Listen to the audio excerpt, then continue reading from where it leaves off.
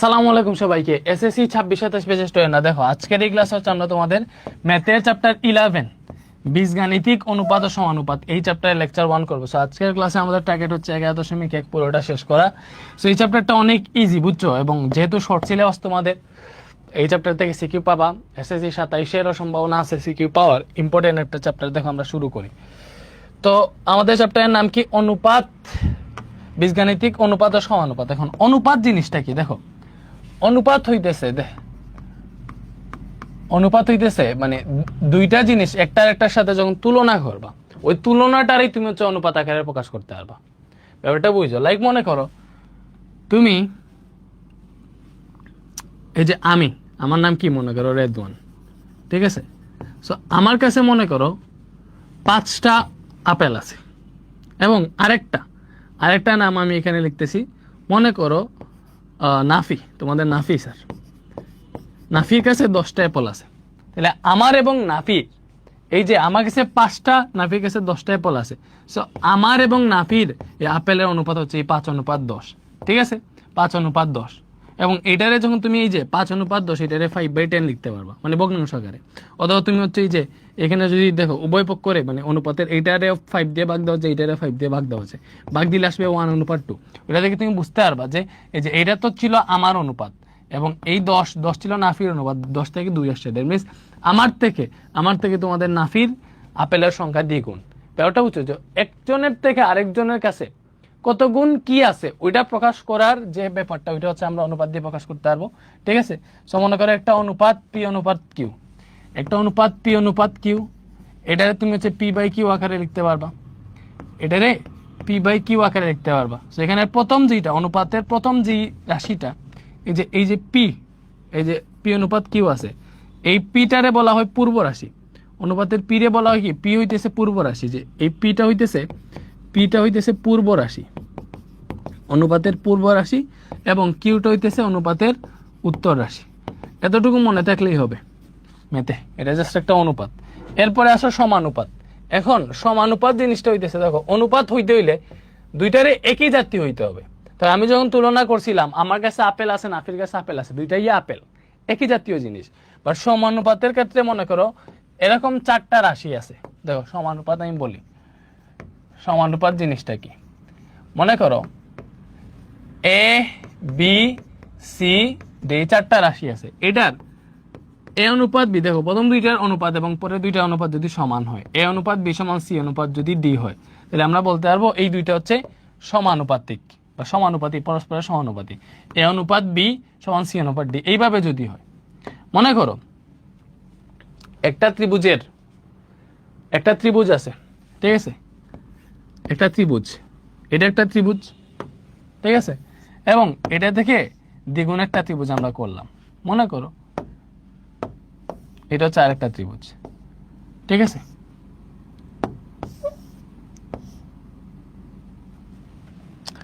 এখন মনে করো এই ত্রিভুজের ভূমিটা হইতেছে এ, এই ত্রিভুজের ভূমি হইতেছে বি। এই ত্রিভুজের উচ্চতা হইতেছে মনে করো তোমার H1, এই ত্রিভুজের উচ্চতা হইতেছে মনে করো তোমার H2। তোমার এরকম যদি হয়, দেখো এরকম যদি হয় যে এই ত্রিভুজের ভূমি অনুপাত এই ত্রিভুজের ভূমি ইজিক্যাল টু এই ত্রিভুজের উচ্চতা অনুপাত এই ত্রিভুজের উচ্চতা। তো এরকম যদি বলা হয়, তখন আমরা বলবো যে এই ত্রিভুজের ভূমি এবং উচ্চতা পরস্পর সমানুপাতিক আকারে আছে, মানে এ অনুপাত বি ইজিক্যাল টু H1 অনুপাত H2। এখন এই ক্ষেত্রে দেখো সমানুপাতের ক্ষেত্রে তোমার দুইটারে একই জাতীয় হওয়া লাগে না। এই যে এই দুইটা ছিল ভূমি, এই দুইটা হইতেছে উচ্চতা, দুইটা কি একই না।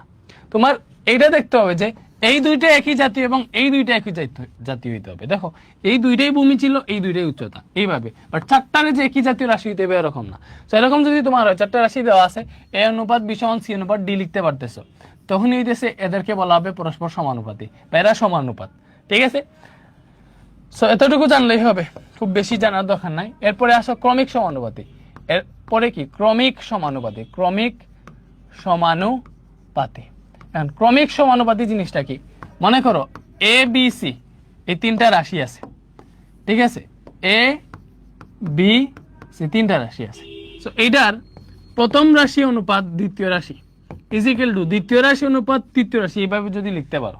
কি বলছি দেখো, তিনটা রাশি দেওয়া আছে, তো ওইটার প্রথম রাশি অনুপাত দ্বিতীয় রাশি, ঠিক আছে, ইজিক্যাল টু দ্বিতীয় রাশি অনুপাত তৃতীয় রাশি। এইভাবে যদি লিখতে পারো তাইলে এটাকে বলা হবে ক্রমিক সমানুপাতি। সো এবিসি যদি ক্রমিক সমানুপাতি হয়, তাইলে আমরা এইভাবে লিখতে পারবো যে এইটার প্রথম রাশি হচ্ছে এইটা, এটা প্রথম, এটা দ্বিতীয়, এটা তৃতীয়, এটা প্রথম, এটা দ্বিতীয়, এটা তৃতীয়। তাহলে প্রথম রাশি অনুপাত দ্বিতীয় রাশি ইজিক্যাল টু দ্বিতীয় রাশি অনুপাত তৃতীয় রাশি, দ্বিতীয় রাশি অনুপাত তৃতীয় রাশি। তো এইভাবে যদি লিখতে পারো তাহলে এটাই হচ্ছে পরস্পর মানে ওই যে ক্রমিক সমানুপাতির সংখ্যা। মানে ক্রমিক সমানুপাতি যদি তিনটা হয়, এ বি সি ক্রমিক সমানুপাতি হইলে তুমি এ অনুপাত বি গুলো বি অনুপাত সি লিখতে পারবা। এবং দেখো এই যে এই অনুপাতরে দেখো পি অনুপাত কিউ, এটা অনুপাতরে তুমি ভগ্নাংশ আকারে যে পি বাই কিউ আকারে লিখতে পারো কিনা? অবভিয়াসলি পারো। এখানে উপরে দেই আমরা পূর্ব রাশি, নিচে দেই উত্তর রাশি। সেম ভাবে এটাতে দাও, উপরে পূর্ব রাশি, নিচে অনুপাতের উত্তর রাশি দিলাম, এটা অনুপাতের পূর্ব রাশি, এটা উত্তর রাশি দিলে A by B equal to B by C. এরকম লিখতে পারবো কিনা? অবভিয়াসলি পারবো। দেখো এই যে পূর্ব রাশি উপরে উত্তর রাশির নিচে দিছি, সেম ভাবে এই জায়গায় পূর্ব রাশির উপরে উত্তর রাশির নিচে দিছি। তো এইভাবে লেখা যায়। পরে ক্রস মাল্টিপ্লিকেশন করলে এখান থেকে পাওয়া বি স্কয়ার ইকুয়াল টু রয়েছে। তো তোমার এই লাইনটা মনে রাখতে হবে, যে এ বি সি যদি ক্রমিক সমানুপাতি হয় তাহলে ওইখান থেকে তুমি এ অনুপাত বি সমান বি অনুপাত সি তো পাবাই, এবং আরেকটা শর্ত আবার B square equal to AC. এটা অনেক বেশি ইম্পর্টেন্ট। এ বি সি ক্রমিক সমানুপাতি হলে B square equal to AC হয়। এবং এই যে এ বি সি ক্রমিক সমানুপাতি আছে, এর মধ্যে যে বি, এই বিটারে বলা হয় মধ্য সমানুপাতি। বলো এই বি রে কি বলা হয়? বি হইতেছে মধ্য সমানুপাতি। বি রে এ আর সি এর মধ্য সমানুপাতি বলা হয়, মধ্য সমানুপাতি বলা হয়। এবং এই বি বের করার সূত্র হইতেছে root over A into C. B বের করার সূত্র কি? Root over A into C. এখন এটা নতুন কিছু না, দেখো এটা আসলে এই জায়গা থেকে আসে। B square equal to AC পাওয়ার পরে তুমি যখন বি ইকুয়াল টু লিখতে পারবা, দেখো রুট ওভার এসি এখানে গুণ আকারে আছে এ ইন্টু সি। তো এটাই তো B equal to root over A into C. So মনে করো কোন ক্রমিক সমানুপাতির প্রথম রাশি এবং তৃতীয় রাশির মান দেওয়া আছে, মাঝেরটা বি যেইটা ওইটার মান বের করতে চাও বা মধ্য সমানুপাতিটার মান বের করতে চাও, এটা সূত্র হবে B equal to root over A into C. একটা নে বের হয়ে যাবে, এমসিকিউতে ইজিলি বের করে ফেলতে পারবা। ঠিক আছে, তো এতটুকু জানলেই এনাফ। এখন আমরা হচ্ছে কিছু সূত্র পড়বো। মনে করো এ অনুপাত বি ইকুয়াল টু সি অনুপাত ডি দেওয়া আছে। ঠিক আছে, অনুপাতের রূপান্তর বলা হয় এটাকে। তো এ অনুপাত বি সমান সি অনুপাত ডি দেওয়া আছে। তো এরকম যদি দেওয়া থাকে তাহলে এটারে তো অবভিয়াসলি আমরা A by B equal to C by D লিখতে পারবো কিনা? অবভিয়াসলি পারবো।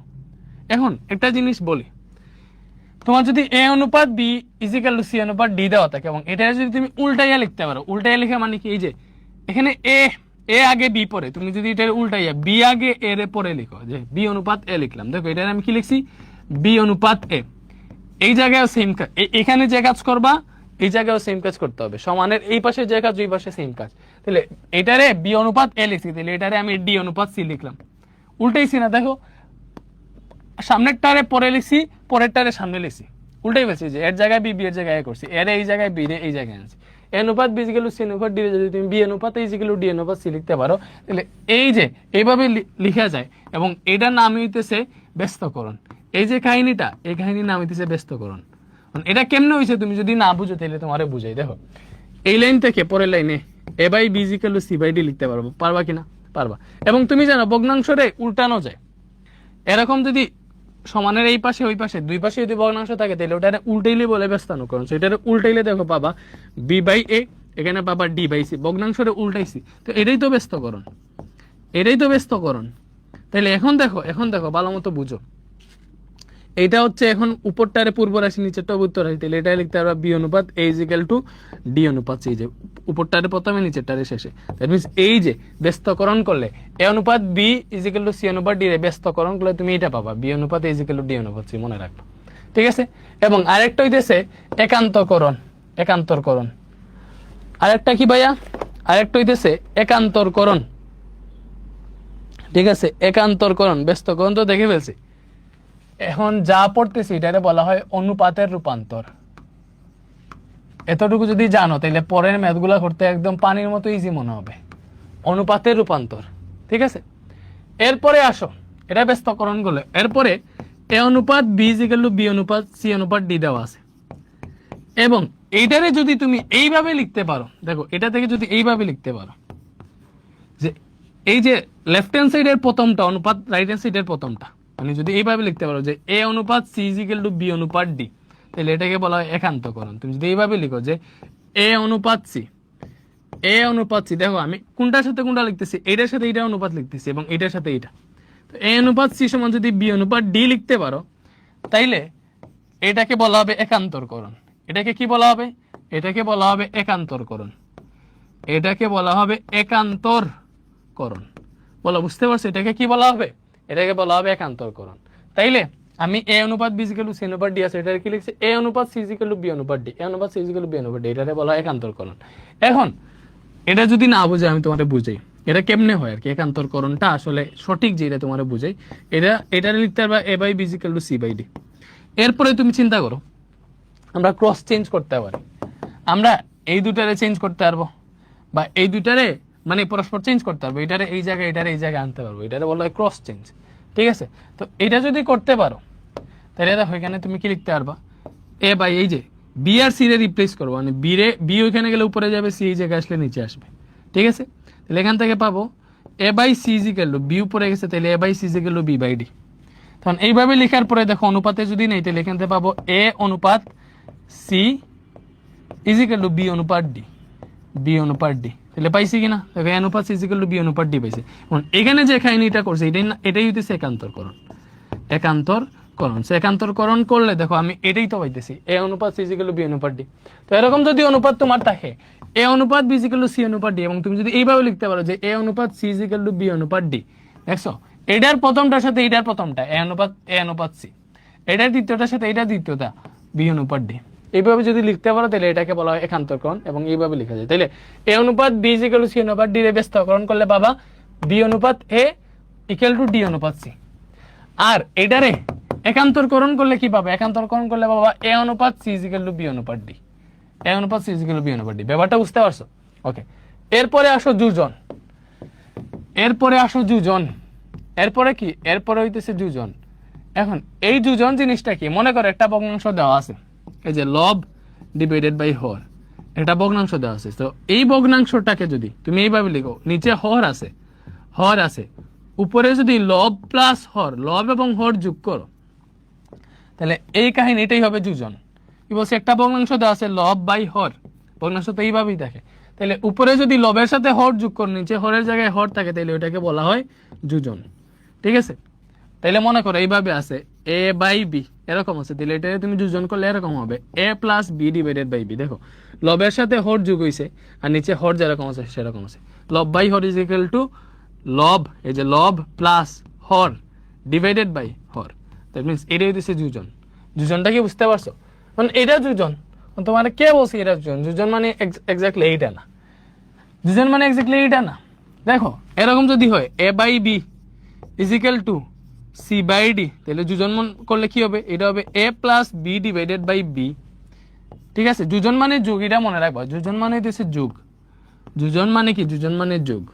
তাহলে এই যে এ প্লাস বি, এই লবের সাথে হর যোগ কইরা নিচে হর আছে, এ plus B divided by B, এখানেও সেম হবে, লবের সাথে হর যোগ কইরা নিচে হর আছে, এ plus B divided by C plus D. এই যে এই কাহিনীটাই হইতেছে যোজন। এটা কি? এটাই তোমার যোজন। ঠিক আছে, এটাই যোজন। যোজন মানে যে এইটা, এই যোজন মানে হইতেছে এক্স্যাক্টলি, দেখো কি আসলে আমি বলি, A by B is equal to C by D আছে। এখন এই যোজন মানে হইতেছে, দেখো এটা লেফট হ্যান্ড সাইডে এক যোগ করা, রাইট হ্যান্ড সাইডে এক যোগ করা, এটাই হইতেছে অ্যাকচুয়াল যোজন। যোজন মানে কি? এই যে দুই সাইডে এক যোগ করা, বুঝছো? বাট আমরা সংক্ষেপে এটাই লিখি যে যোজন মানে কি, এই যে লবের সাথে হর যোগ করবো, নিচে হর থাকবে। ঠিক আছে, দুই পাশেই লবের সাথে হর যোগ করবো, নিচে হর, লবের সাথে হর যোগ করবো, নিচে হর। এটা এক্স্যাক্টলি আসছে এইখান থেকে। যোজন মানে হইতেছে এই যে উভয় পাশে এক যোগ করা।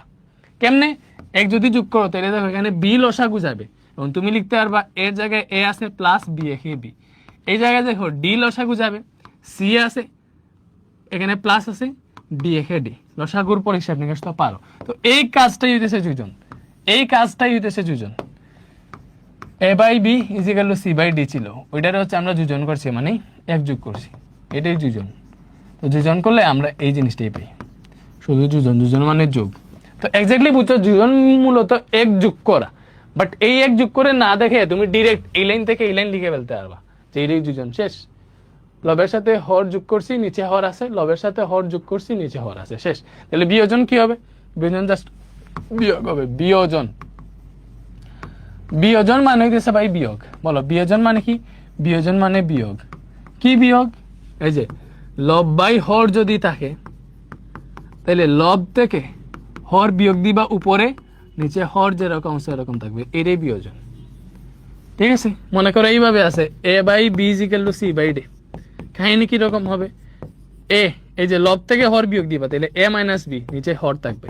লব থেকে হর বিয়োগ দিবা, সি মাইনাস ডি, নিচে হর থাকবে। এটাই হইতেছে বিয়োজন। এটাই কি? এটাই হইতেছে বিয়োজন। বলো, এটাই হইতেছে বিয়োজন। এটা কি?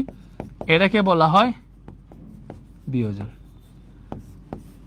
এটাকে বলা হয় বিয়োজন। বিয়োজন এক্স্যাক্টলি কেমনে করে? মূলত এই যে A by B is equal to C by D. বিয়োজন মানে বিয়োগ না? বলো বিয়োগটা কই হয়? এই যে এক যদি বিয়োগ করে, এটা থেকে এক বিয়োগ করলাম, এটা থেকে এক বিয়োগ করলাম, এটাই হচ্ছে বিয়োজন। এই কাহিনীটাই মূলত বিয়োজন ভাই, এইটাই বিয়োজন। ঠিক আছে, এটা হচ্ছে মূল বিয়োজন। তো এইটা করলে আমাদের আনসারটা এইটা আসে। দেখো, বি লসাগু নিবা, এ মাইনাস বি একে বি, এটা পাইছি। এখানে ডি লসাগু নিবা, সি এর জায়গায় সি, মাইনাস ডি একে ডি, ডি একে ডি। তাহলে মূলত আমরা দেখো এই লাইন থেকে ডিরেক্ট এই লাইন লিখতে পারবো। তখন বুঝাইতেছে এইটা যে লব থেকে যদি হর বিয়োগ করি উপরে, নিচে হর আছে, লব থেকে হর বিয়োগ করি, নিচে হর আছে, এরকম করলেই বিয়োজনটা হয়ে যায়। বাট মূলত বিয়োজন মানে হইতেছে এই যে ভগ্নাংশ থেকে উভয়কে এক বিয়োগ দিবা আর কি। তাহলে A minus B by B, C minus D by D, এটাই হইতেছে বিয়োজন। এটাই বিয়োজন। তাহলে এইভাবে বিয়োজনটা করে মনে রাখো। ঠিক আছে, এখন দুজন বিয়োজন মানে হইতেছে যোগ আর বিয়োগ একসাথে করা। তো দুজন বিয়োজন, এটার সংক্ষেপ পার্টটা আমি তোমাকে বুঝাই দিব, ডিটেলসটা আর হুদাই করাইতেছ না, কজ এইগুলো কাজে লাগবে না। বাট জানা থাকলে ভালো। মানে দুজন বিয়োজন, আচ্ছা দেখাবো না, সমস্যা নাই। এই যে দুজন বিয়োজন মানে হইতেছে একই সাথে যোগ বিয়োগ করবা। এই যে এ বাই এরকম যদি থাকে, দেখো লব ডিভাইডেড বাই হর, দুজন বিয়োজন। তাহলে প্রথমে দুজন না, তাহলে ভগ্নাংশের উপরে লবের সাথে হর যোগ করবা, এটাই তো দুজন। সো উপরে করবা দুজন, নিচে করবা বিয়োজন। নিচে কি করবা? বিয়োজন মানে ছিল লব থেকে হর বিয়োগ করা, তো লব থেকে হর বিয়োগ করবা। এই যে এই কাহিনীটা করবা, এটাই হইতেছে তোমার দুজন বিয়োজন। এটাকেই বলা হয় দুজন বিয়োজন। এবং এই পুরোটা চ্যাপ্টার দুজন বিয়োজনের উপর, এবং এই চ্যাপ্টারের মতো সহজ কোনো চ্যাপ্টার আর নাই। এই পুরোটা চ্যাপ্টারই হচ্ছে দুজন বিয়োজন। এই পুরোটা চ্যাপ্টার কি? এই পুরোটা চ্যাপ্টার হচ্ছে দুজন বিয়োজন। বলো, বুঝতে পারছো? তাহলে এখন দেখো তাহলে এই জায়গায় এরকম দেওয়া আছে এ by B is equal to C by D.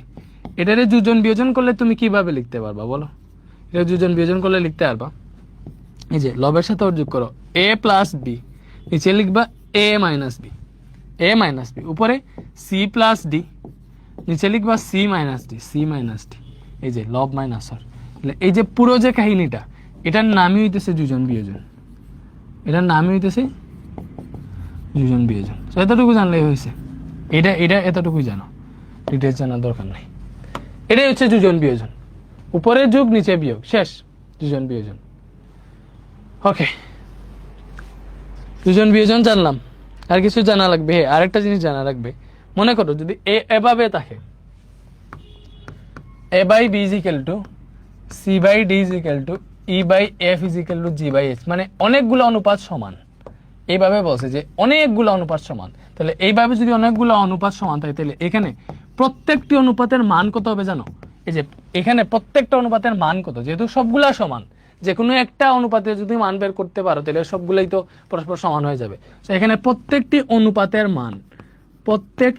অনুপাতের মানের সূত্র হইতেছে উপরে এই যে ভগ্নাংশ আছে প্রথম পার্ট, যে উপরের পার্টগুলো যোগ করবা, A plus C plus E plus G, উপরের পার্টগুলো যোগ করবা, নিচের পার্টগুলো যোগ করবা, B plus D plus F plus H. এখান থেকে যে মানটা আসবে এইটাই হইতেছে প্রত্যেকটা অনুপাতের মান। কেমনে দেখো, প্রত্যেকটা অনুপাতের মান কেমনে বের করবা? উপরে যেগুলো আছে এগুলা যোগ করবা উপরে, নিচের যেগুলো আছে এগুলা যোগ করবা নিচে। তাহলে এটা করলেই যে মানটা পাবা, এটাই হবে এখানকার প্রত্যেকটা অনুপাতের মান।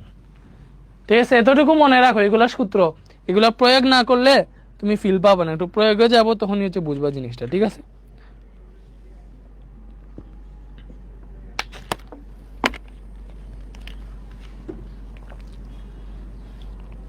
ওকে। আরো বিস্তারিত দেখাবো না, নো প্রবলেম। আচ্ছা, বেসিক সূত্র যে এখানে লেখা আছে, এখানে সূত্রগুলা দেখতে পারো। এখন দেখো এখানে কি বলছে, একই এককে সমজাতীয় দুইটা রাশির পরিমাণকে একটা অপরটার কত গুণ বা কত অংশ তা একটি ভগ্নাংশ দ্বারা প্রকাশ করা যায়। এই ভগ্নাংশটিকেই রাশি দুইটা অনুপাত বলে। দেখো অনুপাতের সংজ্ঞা দেওয়া আছে, সমানুপাতের সংজ্ঞা দেওয়া আছে। যদি চারটি রাশি এরূপ হয়ে যায়, প্রথম ও দ্বিতীয় রাশি অনুপাত, তৃতীয় চতুর্থ রাশি অনুপাতের সমান হয়, তবে এই চারটি রাশি নিয়ে একটা সমানুপাত উৎপন্ন হয়। দেখো সমানুপাত মূলত এরকম, এ বি সি ডি, এখানে চারটা রাশি আছে, এটা প্রথম, এটা দ্বিতীয়, এটা তৃতীয়, এটা চতুর্থ। সো এরকম যদি হয় যে প্রথম রাশি, দেখো এটাই তো আমরা পড়ছি, প্রথম রাশি অনুপাত দ্বিতীয় রাশি, এটা সমান তৃতীয় রাশি অনুপাত চতুর্থ রাশি। তো এই জিনিসটাকেই বলা হয় তোমার সমানুপাত। এরকম যখন লিখতে পারবা তখনই হচ্ছে এরা পরস্পর সমানুপাত। যদি এটা দেখে যেইভাবে লিখতে পারো, এ বি সি ডি চারটা ইয়ে থেকে এ অনুপাত বি সমান সি অনুপাত ডি, এরাই পরস্পর সমানুপাত। ঠিক আছে, সমানুপাতিক চারটি রাশি যে একই জাতীয় হইতে হবে এরকম কোনো প্রয়োজন নাই। প্রত্যেক অনুপাতের রাশি দুইটা একই জাতীয় হইলে হবে। দেখো এই দুইটারে একই জাতীয়, সেম, দুইটা আপেল হইলে দুইটা আপেল হইতে হবে, এই দুইটা কমলা হইলে দুইটা কমলা হইতে হবে, মানে একই জিনিস হইতে হবে। চারটারে একই হওয়া লাগবে না, বাট এই প্রত্যেকটা অনুপাতের যে দুই জোড়া আছে ওইগুলারে সেম হইতে হবে। আর ক্রমিক সমানুপাতি তো দেখছি, এগুলা লাগবে না। আমরা বেসিকে যাই, উদাহরণ তো পরে। দেখো এটা কি বলছে, দুইটা বর্গক্ষেত্রের বাহুর দৈর্ঘ্য যথাক্রমে এ মিটার এবং বি মিটার হলে এদের ক্ষেত্রফলের অনুপাত নির্ণয় করো। দুইটা বর্গক্ষেত্র আছে, এই দুইটা বর্গক্ষেত্রের বাহুর দৈর্ঘ্য দেওয়া আছে এ এবং বি, এদের ক্ষেত্রফলের অনুপাত। তো মনে করো এদের ক্ষেত্রফল, একটা বর্গক্ষেত্রের ক্ষেত্রফলে ধরলাম A1 এবং আরেকটা বর্গক্ষেত্রের ক্ষেত্রফলে ধরলাম A2, দ্যাট মিন্স A1 অনুপাত A2 বের করতে হবে, এদের ক্ষেত্রফল অনুপাত বের করতে হবে। তাইলে বুঝো, তোমার একটা বর্গক্ষেত্রের বাহুর দৈর্ঘ্য A, ঠিক আছে, তাহলে প্রথম বর্গক্ষেত্রের ক্ষেত্রফল, দেখো প্রথম বর্গক্ষেত্রের ক্ষেত্রফল যদি A1 হয় তাহলে বর্গক্ষেত্রের ক্ষেত্রফল কি বলো, বাহু স্কয়ার না? তাহলে এখানে বর্গক্ষেত্রের বাহু, প্রথম বর্গক্ষেত্রের বাহু দিয়েছে A, তাহলে এটা হবে A স্কয়ার। এবং দ্বিতীয় বর্গক্ষেত্র যেটা, তাহলে দ্বিতীয় বর্গক্ষেত্রের ক্ষেত্রফল কি হবে, এটা যদি A2 হয়, বর্গক্ষেত্রের ক্ষেত্রফল তো বাহু স্কয়ার, এবং দ্বিতীয় বর্গক্ষেত্রের বাহু কোনটা, B, তাহলে এটা হবে B স্কয়ার। তোমাকে কি বের করতে হবে, তোমাকে বের করতে হবে এদের ক্ষেত্রফলের অনুপাত, মানে প্রথম বর্গক্ষেত্রের ক্ষেত্রফল অনুপাত দ্বিতীয় বর্গক্ষেত্রের ক্ষেত্রফল। তাহলে কত হবে, এই A1 অনুপাত A2, মানে দুইটা বর্গক্ষেত্রের ক্ষেত্রফলের অনুপাত কি হবে, দেখো A1 বের হইছে A স্কয়ার, পরে অনুপাতের জায়গায় অনুপাত, A2 কত বের হইছে, A2 বের হইছে B স্কয়ার। এটাই আমার আনসার, যে ক্ষেত্রফল দেওয়ার অনুপাত এইটা, A1 অনুপাত A2 সমান A স্কয়ার অনুপাত B স্কয়ার। একদম ইজি। এরপরে আসো, একটা বৃত্তক্ষেত্রের ক্ষেত্রফল একটা বর্গক্ষেত্রের ক্ষেত্রফলের সমান হলে এদের পরিসীমার অনুপাত বের করতে হবে। ভালো করে বুঝো, আমাকে এদের পরিসীমার অনুপাত বের করতে হবে, কারণ আগে এদের পরিসীমা বের করতে হবে। দেখো একটা বৃত্তক্ষেত্রের ক্ষেত্রফল একটা বর্গক্ষেত্রের ক্ষেত্রফলের সমান, একটা বৃত্তক্ষেত্রের ক্ষেত্রফল একটা বর্গক্ষেত্রের ক্ষেত্রফলের সমান। তাহলে দেখো বৃত্তের ক্ষেত্রফল, এর সমাধান করতেছি, বৃত্তের ক্ষেত্রফল কি হবে বলো, বৃত্তের ক্ষেত্রফল আমরা জানি পাই আর স্কয়ার, এটা আমরা সবাই জানি। বর্গের ক্ষেত্রফল কি, বর্গের ক্ষেত্রফল হইতেছে বাহু স্কয়ার, মানে A স্কয়ার। ক্ষেত্রফলের সূত্রগুলো আমরা জানি। তোমার এদের পরিসীমা অনুপাত বের করতে বসে, এই যে বৃত্তের পরিসীমা 2πr অনুপাত বর্গের পরিসীমা কি, বর্গের পরিসীমা 4a। তোমরা জানো বর্গের 4টা বাহু থাকে, প্রত্যেকটা বাহু a হইলে এর পরিসীমা হয় 4a, আর বৃত্তের পরিধি হইতেছে 2πr, এই পরিধিটাই বৃত্তের পরিসীমা। মূলত এইগুলার অনুপাত বের করতে হচ্ছে। সো অনুপাতটারে একটু মানে একদম সিম্পলিফাই করতে হইলে তোমার দেখো এখানে দুইটা জিনিস, একটা হইতেছে আর, একটা এ, এই দুইটারে একই করতে হবে। হয় দুইটারই আর এর মাধ্যমে প্রকাশ করো, নাহলে দুইটারই এর মাধ্যমে প্রকাশ করো, তখনই তুমি কাটাকুটি করতে পারবে আর কি, ব্যাপারটা বুঝছো? তো এই জন্য আমাদের যে শর্ত দেওয়া আছে, কি দেওয়া আছে, একটা বৃত্তক্ষেত্রের ক্ষেত্রফল একটা বর্গক্ষেত্রের ক্ষেত্রফলের সমান। তাইলে বৃত্তের ক্ষেত্রফল এইটা, বর্গের ক্ষেত্রফল এইটা, তাহলে আমরা শর্ত মতে কি লিখতে পারবো, শর্ত মতে লিখতে পারবো এই যে বৃত্তের ক্ষেত্রফল যেটা, এইটা বর্গের ক্ষেত্রফলের সমান, pi r square is equal to a square. বৃত্তের ক্ষেত্রফলটা বর্গের ক্ষেত্রফলের সমান, তাহলে এটা যদি হয়, বৃত্তের ক্ষেত্রফল যদি বর্গের ক্ষেত্রফলের সমান হয়, তাহলে আমরা একটা কাজ করি। দেখো আমরা যদি এখান থেকে কি করি, এখান থেকে লিখতে পারবো a square is equal to pi r square, এইভাবে লিখি, তাহলে সহজ হবে। এখান থেকে পাবো a is equal to root over pi into r square. তখন কি হবে, a ইজ ইকুয়াল টু হবে রুট ওভার পাই, আর আর স্কয়ার রুটে কাটলে হচ্ছে আর হয়ে যাবে এইভাবে। That means A is equal to পাইতেছি root over pi into r, এটা পাইলাম। বুঝছো? এটা আমি কি করছি, আমার যেটা দেওয়া ছিল বৃত্তের ক্ষেত্রফল বর্গের ক্ষেত্রফলের সমান, আমি এটাই লিখছি। সো এখান থেকে আমি বর্গের বাহুটারে বৃত্তের বাহুর মাধ্যমে প্রকাশ করছি, এই ইকুয়াল টু একটা শর্ত পাইছি। তাহলে দেখো এখন তাদের পরিসীমার অনুপাত বের করতে বসে। তোমার কি বের করতে বসে? এদের পরিসীমার অনুপাত। এখন লিখো বৃত্তের পরিসীমা, এটাই তো বের করতে বসে। দেখো বৃত্তের ক্ষেত্রফল বর্গের ক্ষেত্রফল সমান এদের পরিসীমার অনুপাত, দ্যাট মিনস বৃত্তের পরিসীমা অনুপাত বর্গের পরিসীমা, এটাই বের করতে হচ্ছে। বৃত্তের পরিসীমা অনুপাত বর্গের পরিসীমা। এখন তুমি আমারে বলো ভাই বৃত্তের পরিসীমা কত? বৃত্তের পরিসীমা হইতেছে আমরা জানি সবাই 2πr, অনুপাতের জায়গায় অনুপাত, বর্গের পরিসীমা কত 4 দিলাম। এখন দেখো এই জায়গায় 2πr আছে, এখানে অনুপাত আছে। এখন এই যে এর জায়গায় আমরা এই জিনিসটা লিখতে পারবো কিনা দেখো, আমরা এখান থেকে এর একটা শর্ত পাইছি, আমরা এখানে লিখে দিব 4 ইন্টু এর জায়গায় কি লিখবো, রুট ওভার পাই ইন্টু আর, রুট ওভার পাই ইন্টু আর, এইভাবে লিখতে পারবো। ঠিক আছে? এখন তুমি যদি এখানে দেখে শুনে কাটতে পারো, দেখো এখানে কিন্তু আরে আরে কাটা যাবে, 2 দিয়ে 4 রে কাটতে পারবা। সো এইভাবে যদি কাটতে না পারো তাহলে এটারে ভগ্নাংশে নিয়ে নিবে। এটারে যে ভগ্নাংশে প্রকাশ করা যায় তুমি জানো, এটা হচ্ছে পূর্ব রাশি, পূর্ব রাশির উপরে উত্তর রাশির নিচে লিখলাম যে 4, তারপরে যে রুট ওভার পাই পরে ইন্টু আর আছে। তাহলে এখন হিসাব করো, আরে আরে কাটা, 2 দিয়ে 4 রে কাটলে এখানে পাবা 2 পাবা না? এবং আরেকটা জিনিস করতে পারো, দেখো রুট ওভার পাই দ্বারা যদি অনলি পাই দিয়ে কাটো তাহলে রুট পাই পাবা উপরে। এটা কি বুঝতে পারছো?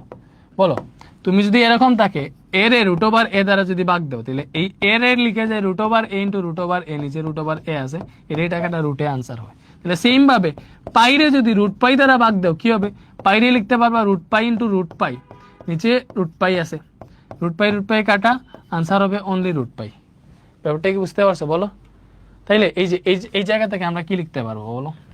এই যে এই জায়গা থেকে আবার লিখতেছি, দেখো এটারে 2πr এর উপরে অনুপাত ভাগ, আর এটারে 4 ইন্টু রুট পাই ইন্টু আর, এইভাবে আছে। এখন তুমি দেখতেছো এখানে যদি কাটাকুটি যায়, আরে আরে কাটা, 2 দিয়ে 4 রে কাটলে 2 পাবা, রুট পাই দিয়ে পাই রে কাটলে এখানে রুট পাই পাবা। তাহলে উপরে পাইতেছি আমরা রুট পাই, ভালো করে দেখো উপরে কি পাইতেছি, রুট পাই পাইতেছি, পরে বাগের জায়গায় অনুপাত দিলাম, আর নিচে পাইতেছি অনলি 2।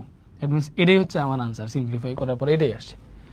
তো একটা বৃত্তের ক্ষেত্রফল একটা বর্গের ক্ষেত্রফলের সমান হইলে এদের পরিসীমার অনুপাত কি হবে? এদের পরিসীমার অনুপাত হবে রুট ওভার পাই অনুপাত 2, মানে বৃত্তের পরিসীমার অনুপাত রুট ওভার পাই, বর্গের পরিসীমা 2। তাহলে বৃত্তের পরিসীমা অনুপাত বর্গের পরিসীমা হবে রুট ওভার পাই অনুপাত 2। তাহলে এদের পরিসীমার অনুপাত কি হবে? রুট ওভার পাই অনুপাত 2। আশা করি ব্যাপারটা বুঝতে পারছো। ঠিক আছে, এরপরে আসো, দুইটা সংখ্যার অনুপাত 3:4 এবং এদের লসাগু 180 হলে সংখ্যা দুইটা কত? দেখো এই সূত্রগুলো বাকি আছে, তোমার একটু বুঝাই। এরকম যদি থাকে, দেখো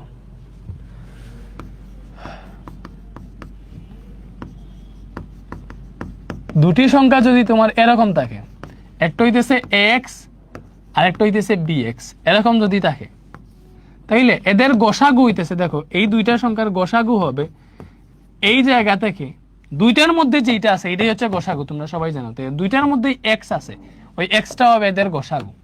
এদের গসাগু হবে x, অনলি কমন যেটা এটাই হচ্ছে গসাগু, গরিষ্ঠ সাধারণ গুণনীয়ক, গসাগুর সংজ্ঞা জানি। আর লসাগু হবে, দেখো এখান থেকে লসাগু কি হবে? লসাগু হবে এই যে যেটা কমন আছে ওইটারে তুমি একবার লিখবা, একবার লিখছি, আর যেগুলা কমন নাই আর কি, বাকি যেগুলো এখানে এ আছে ইউনিক এ রেও লিখবা, বি আছে ইউনিক বি রেও লিখবা। সো এটারে গুণ দিলে পাবে এখান থেকে এ বি এক্স। তো তুমি এটাই মনে রাখো, তোমার যদি দুইটা সংখ্যা এইভাবে থাকে এক্স আর বি এক্স, তাহলে এদের গোসাগু হবে এক্স কমন যেটা ওইটা, আর লসাগু হবে এ বি এক্স, মানে এই যে কমন যেটা ওইটা একবার নিবা আর বাকিগুলা ডিরেক্ট গুণ দিয়ে দিবা, এই তিনটা গুণ দিয়ে দিয়ে যেটা পাবো এটাই লসাগু। ম্যাথ করলে বুঝতে পারবা। মনে করো তোমার, আচ্ছা এই যে এখানে যে ম্যাথটা আছে ওইটাই সলভ করলে হয়ে যাবে। এই যে এখানে দিছে যে দুইটা সংখ্যার অনুপাত 3:4 এবং এদের লসাগু 180 হলে সংখ্যা দুইটা নির্ণয় করো। দেখো এই যে এইটা মনে করো এ, এইটা হচ্ছে তোমার বি, এ অনুপাত বি, এইভাবে দেওয়া আছে। তো তুমি সংখ্যা দুইটা কেমনে ধরবা? দেখো অনুপাত এই যে এইটা হয়তো এরকম ছিল, কথা 9 অনুপাত যদি 16 থাকে, 9 অনুপাত 16 না, 3 4 12, মনে করো 9 অনুপাত যদি 12 থাকে, কথার কথা এরকম যদি থাকে, তাহলে এটা দেখে দেখো উভয় পক্ষে 3 দ্বারা ভাগ দেওয়া যায়, 3 3 9 হয় এবং 3 4 12 হয়। দ্যাট মিনস এরকমও যদি থাকে, ওইটারে মিনিমাইজ করে আমরা এটা পাইতেছি। ব্যাপারটা বুঝছো? দ্যাট মিনস সামথিং একটা জিনিস যেটা দ্বারা এটা ভাগ হয়েছে, যেটা দ্বারা এই যে এই অনুপাতটা মানে এটা ভাগ হয়ে এটা আসছে। সো এটা হয়তো কোনো একটা সংখ্যা দ্বারা ভাগ হয়ে মিনিমাইজ হওয়ার পরে এই অনুপাতটা আসছে। ব্যাপারটা বুঝছো? 9 অনুপাত 12 থেকে আসতে পারে, এমনকি এটা 18 অনুপাত 24 থেকেও আসতে পারে। যদি 18 অনুপাত 24 থাকতো, তাইলে দেখো এই 6 দিয়ে ভাগ দেওয়া যেত, 3 18 হইতো এবং 3 8 24 হইতো। 3 18, 6 দিয়ে ভাগ দিতেছি, 3 18 এবং 4 6 24, 3 অনুপাত 4। এটারও 3 অনুপাত 4 লেখা যায়, এটারও 3 অনুপাত 4 লেখা যায়। ঠিক আছে? তো এক্স্যাক্টলি সংখ্যা দুইটা নির্ণয় করতে হইলে আমরা জানি যে এখান থেকে দেখো সামথিং, যে কোনো একটা জিনিস কি করা হয়েছে, কমন না হয়েছে, বা যে কোনো একটা জিনিস দ্বারা এই দুইটারই ভাগ দেওয়া হয়েছে। তাহলে আমরা কি লিখবো? তুমি ডিরেক্টলি বা সংখ্যা দুইটা, দড়ি সংখ্যা দুটি, এই যে এইটারে এ এইটারে বি, এইভাবে চিন্তা করবা এবং একটা সংখ্যা ধরবা, এই যে প্রথম সংখ্যা, এই যে অনুপাত যেটা আছে এটার সাথে এক্স লাগাই যেটা ধরবা, এটার প্রথম সংখ্যা। তো এই প্রথম সংখ্যা 3x ও আরেকটা সংখ্যা কি দেখো, সংখ্যা দুইটা ধরো, একটা হইতেছে 3x আর আরেকটা এই যে 4x, এইভাবে ধরলা সংখ্যা দুইটা। মানে জাস্ট অনুপাতের সাথে এক্স লাগাইলে। এক্সটা কেন লাগাইছি? আমরা ভাবতেছি যে এই এক্স দ্বারাই ভাগ দেওয়া হয়েছে। মানে মনে করো 9 আর 12 রে যদি আমরা 3 দ্বারা ভাগ দিই, তাহলে 3 অনুপাত 4 পাইতেছি, তখন হইতেছে আমার এক্স এর মান হিসেবে 3 এখানে বের হবে। যদি আমি 18 অনুপাত 24 নেই, তাহলে ওইটারে তো 6 দ্বারা ভাগ দেওয়া লাগছে, তাহলে 6 দিয়ে ভাগ দেওয়ার পর 3 অনুপাত 4 পাইছি, তাহলে তখন আমার এক্স এর মান 6 হিসেবে কাজ করবে। এজন্য এক্স একটা অজানা মান ধরে নিলাম। ঠিক আছে? অনুপাতের সাথে দেখো এই অনুপাত, এটারে কত দ্বারা ভাগ দেওয়া হয়েছিল? 3 দ্বারা ভাগ দেওয়া হয়েছিল, আমরা দেখছি। তাহলে 3 দ্বারা যদি আমি গুণ দেই, দেখো এই যে 3 দ্বারা ভাগ দেওয়া হয়েছিল, এই 3 দ্বারা যদি এই 3 দিয়ে গুণ দিই, তাহলে 3 3 পাবো 9, এবং এই 3 দ্বারা যদি তোমার 4 রে গুণ দিই, তাহলে 3 4 12, তাহলে মিনস যে এই সংখ্যাটা আমি পেয়ে গেলাম। ঠিক আছে? এজন্য তুমি ধরতে পারো এইভাবে যে একটা সংখ্যা 3x আর একটা সংখ্যা 4x, x এর মান বের করলেই তুমি সংখ্যা দুইটা নির্ণয় করে ফেলতে পারবা। এখন এই জায়গায় দিছে তোমার লসাগু 180। দেখো এখানে কি দেওয়া আছে? লসাগু সমান 180 দেওয়া আছে, লসাগু সমান দেওয়া আছে 180। তাইলে লসাগু মানে কি?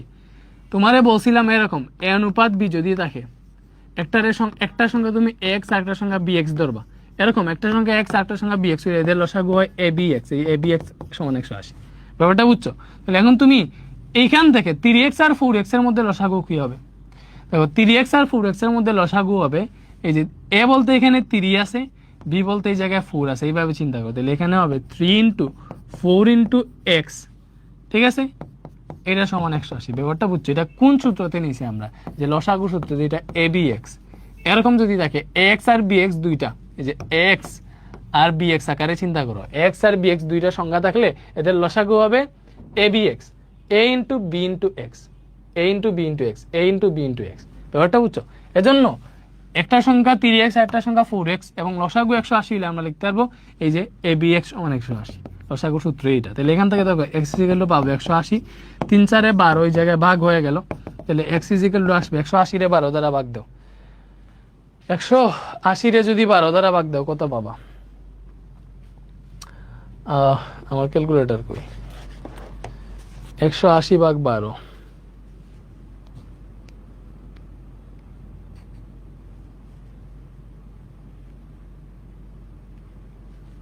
এখান থেকে আসবে x এর মান 15। বলো x এর মান কত আসবে? x এর মান আসবে 15। শেষ। তো x এর মান যদি 15, এটা পেয়ে গেলাম। x এর মান পেয়ে গেলে তো সংখ্যা দুইটা পেয়ে যাবো। বলতো সংখ্যা দুইটা নির্ণয় করতে, তাহলে অতএব প্রথম সংখ্যা কি হবে বলো? অতএব প্রথম সংখ্যা হবে তোমার 3x, মানে 3 × x এর মান পাইছি 15, তাহলে 3 15 45। তারপরে দ্বিতীয় সংখ্যা কি হবে? দ্বিতীয় সংখ্যা হবে এই যে 4x, তাহলে 4 × x এর মান 15, 4 15 60। এই দুইটা সংখ্যা পেয়ে গেছে। ব্যাপারটা বুঝছো?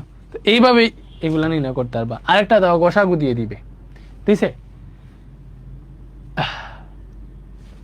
গসাগু দিয়ে কি দিছে? দেয় নাই। না দিলে তো করা লাগবে না। ওকে, এরপরে আমরা নেক্সট ম্যাথ গুলা করি। এখন দেখো এটাতে বলছে একদিন তোমার ক্লাসে দেখা গেল অনুপস্থিত ও উপস্থিত শিক্ষার্থীর সংখ্যা অনুপাত 1:4। তাহলে অনুপস্থিত শিক্ষার্থীর সংখ্যাকে মোট শিক্ষার্থীর সংখ্যার শতকরায় প্রকাশ করো। দেখো তোমারে বলছে অনুপস্থিত শিক্ষার্থী এবং উপস্থিত শিক্ষার্থীর অনুপাত, মানে অনুপস্থিত অনুপাত উপস্থিত, এটার অনুপাত কত বলছে? দেখো অনুপস্থিত ও উপস্থিতের অনুপাত 1:4। তোমারে কি বলছে? তোমারে বলছে যে অনুপস্থিত শিক্ষার্থীর সংখ্যারে মোট শিক্ষার্থীর শতকরায় প্রকাশ করতে। তাহলে এক্ষেত্রে তুমি কি করবা জানো? অনুপাত যদি জানো, দেখো অনুপস্থিত অনুপাত উপস্থিত, এই দুইটা অনুপাত কত? 1:4। এটা বুঝছো? অনুপস্থিত এবং উপস্থিতের অনুপাত কত? 1:4। ঠিক আছে? তাহলে এটার যদি ডিরেক্ট ছাত্র সংখ্যায় নিয়ে যেতে চাও, তাহলে অনুপস্থিত শিক্ষার্থীর সংখ্যা কি হবে বলো? অতএব অনুপস্থিত শিক্ষার্থীর সংখ্যা, অনুপস্থিত শিক্ষার্থীর সংখ্যা, এই যে সংখ্যায় যদি নিয়ে যাও তাহলে কি হবে? এই অনুপাতের সাথে জাস্ট x গুণ দিবা, এটাই হবে আমার অনুপস্থিত শিক্ষার্থীর সংখ্যা। তাহলে উপস্থিত শিক্ষার্থীর সংখ্যা কি হবে বলো? উপস্থিত শিক্ষার্থীর সংখ্যা হবে উপস্থিত শিক্ষার অনুপাতের সাথে x রে গুণ দিবা, এটাই হচ্ছে উপস্থিত শিক্ষার্থীর সংখ্যা। এখন কেন করতেছি?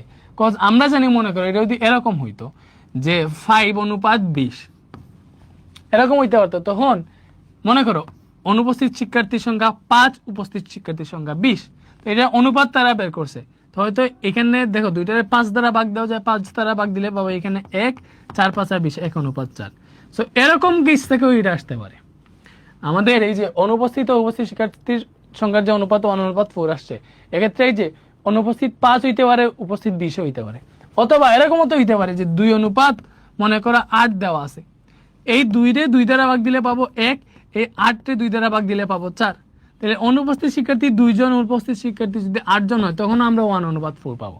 সো এক্স্যাক্টলি এখানে কত দ্বারা ভাগ হয়েছে, যে এটারে তখন আমরা 5 দ্বারা ভাগ দিছিলাম, এটারে 2 দ্বারা ভাগ দিছিলাম।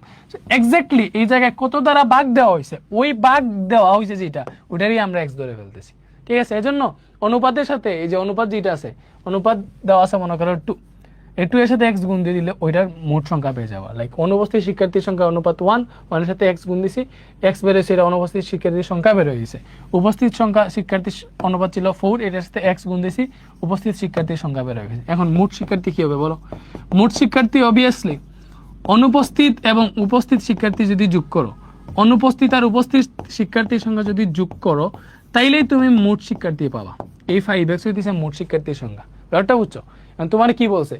অনুপস্থিত শিক্ষার্থীর সংখ্যাকে মোট শিক্ষার্থীর শতকরায় প্রকাশ করতে।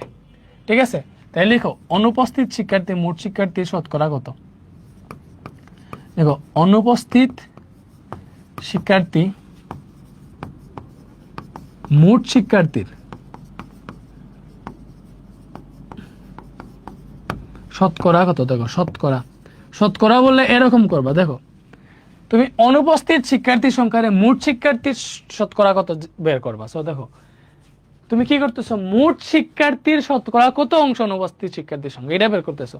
তো এই যে যার থেকে শতকরা বের করতেছো, ঠিক আছে, ওইটার নিচে দিবা, এবং যারটা বের করতেছো ওইটা উপরে। তুমি অনুপস্থিত শিক্ষার্থীর সংখ্যাটা বের করতেছো, এবং কার থেকে? মোট শিক্ষার্থীর সংখ্যার সাপেক্ষে। যে মোট শিক্ষার্থীর সংখ্যার সাপেক্ষে অনুপস্থিত শিক্ষার্থীর সংখ্যা শতকরা কত। সো যার সাপেক্ষে বের করতেছে, যে মোট শিক্ষার্থীর সংখ্যার সাপেক্ষে বের করতেছে, তারে দিবা নিচে। এই যে 5x এটাই দিলাম নিচে, মোট শিক্ষার্থীর সংখ্যার নিচে দিলাম। মোট শিক্ষার্থীর সংখ্যার সাপেক্ষে অনুপস্থিত শিক্ষার্থীর সংখ্যার আমি শতকরা বের করতেছি, তাহলে অনুপস্থিত শিক্ষার্থীর সংখ্যা x এরকম দেওয়ার পরে ইনটু 100 দিবা। ঠিক আছে? তাইলে এটাই হবে তোমার শতকরা প্রকাশ। ঠিক আছে? ওকে এখানে পার্সেন্ট দিয়ে দিবা, শেষ। এটাই তোমার শতকরা প্রকাশ। এখন এখান থেকে বের করো, x এ কাটা 5 120, তাহলে এই জায়গায় পাইলাম হচ্ছে আমরা 20%। তাহলে দেখো অনুপস্থিত শিক্ষার্থী মোট শিক্ষার্থী কত পার্সেন্ট? শতকরা 20%। শেষ। জাস্ট এইটা মনে রাখো, তুমি শতকরায় যখন প্রকাশ করবা, যার সাপেক্ষে করতেছো তারে নিচে, যেইটার শতকরা বের করতেছো ওইটা উপরে, জাস্ট ইনটু 100% হবে, এইটাই, নাথিং এলস। শেষ।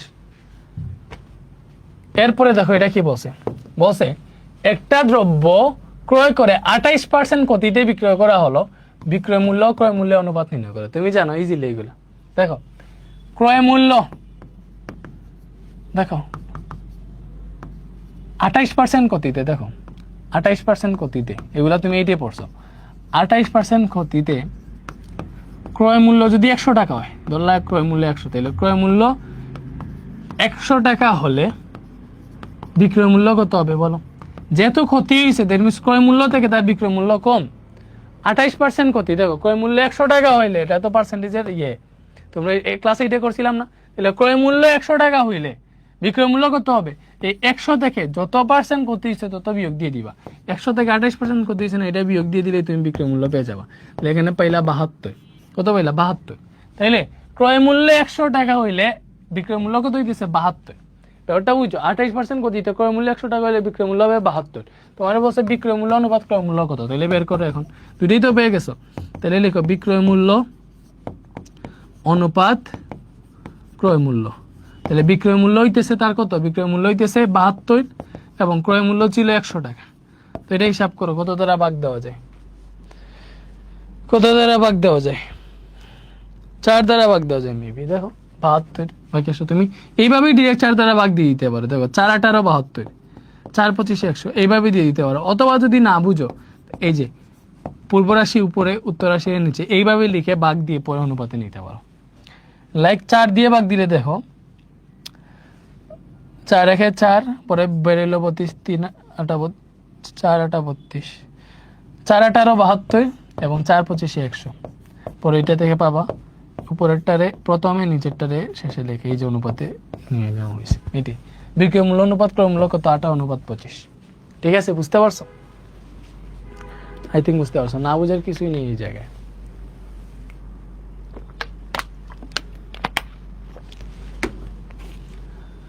ওকে ওকে, এটা আমরা সলভ করতেছি এখনই। আমরা 5 মিনিট বিরতি, ওয়েট 5 মিনিট। ঠিক আছে।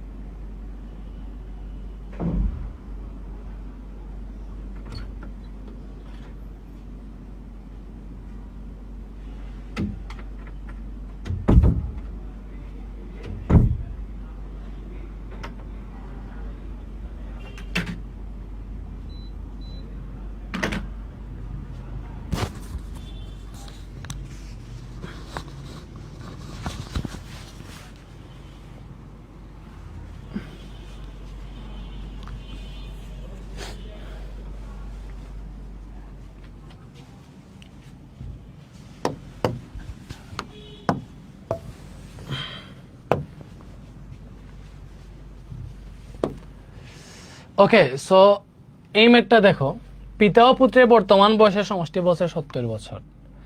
7 বছর পূর্বে তাদের বয়সের অনুপাত ছিল 5:2। 5 বছর পর তাদের বয়সের অনুপাত কত হবে নির্ণয় করো, এটা বলছে। এখন বুঝো, পিতা ও পুত্রের বর্তমান বয়সের সমষ্টি 70 বছর বলছে, এবং এখানে বলছে তোমাকে 7 বছর পূর্বে তাদের বয়সের অনুপাত ছিল 5:2। তাহলে এখান থেকে আমরা যেটা দেখতেছি, 5 বছর পর তাদের বয়সের অনুপাত বের করতে পারবো আমরা যদি আগে তাদের বয়স নির্ণয় করে ফেলতে পারি। সো আগে আমাদের যেটা দরকার সেটা হচ্ছে পিতা এবং পুত্রের বয়সটা কত এক্স্যাক্টলি এটা বের করা। সো 7 বছর পূর্বে তাদের বয়সের অনুপাত ছিল, দেখো 7 বছর পূর্বে পিতার বয়স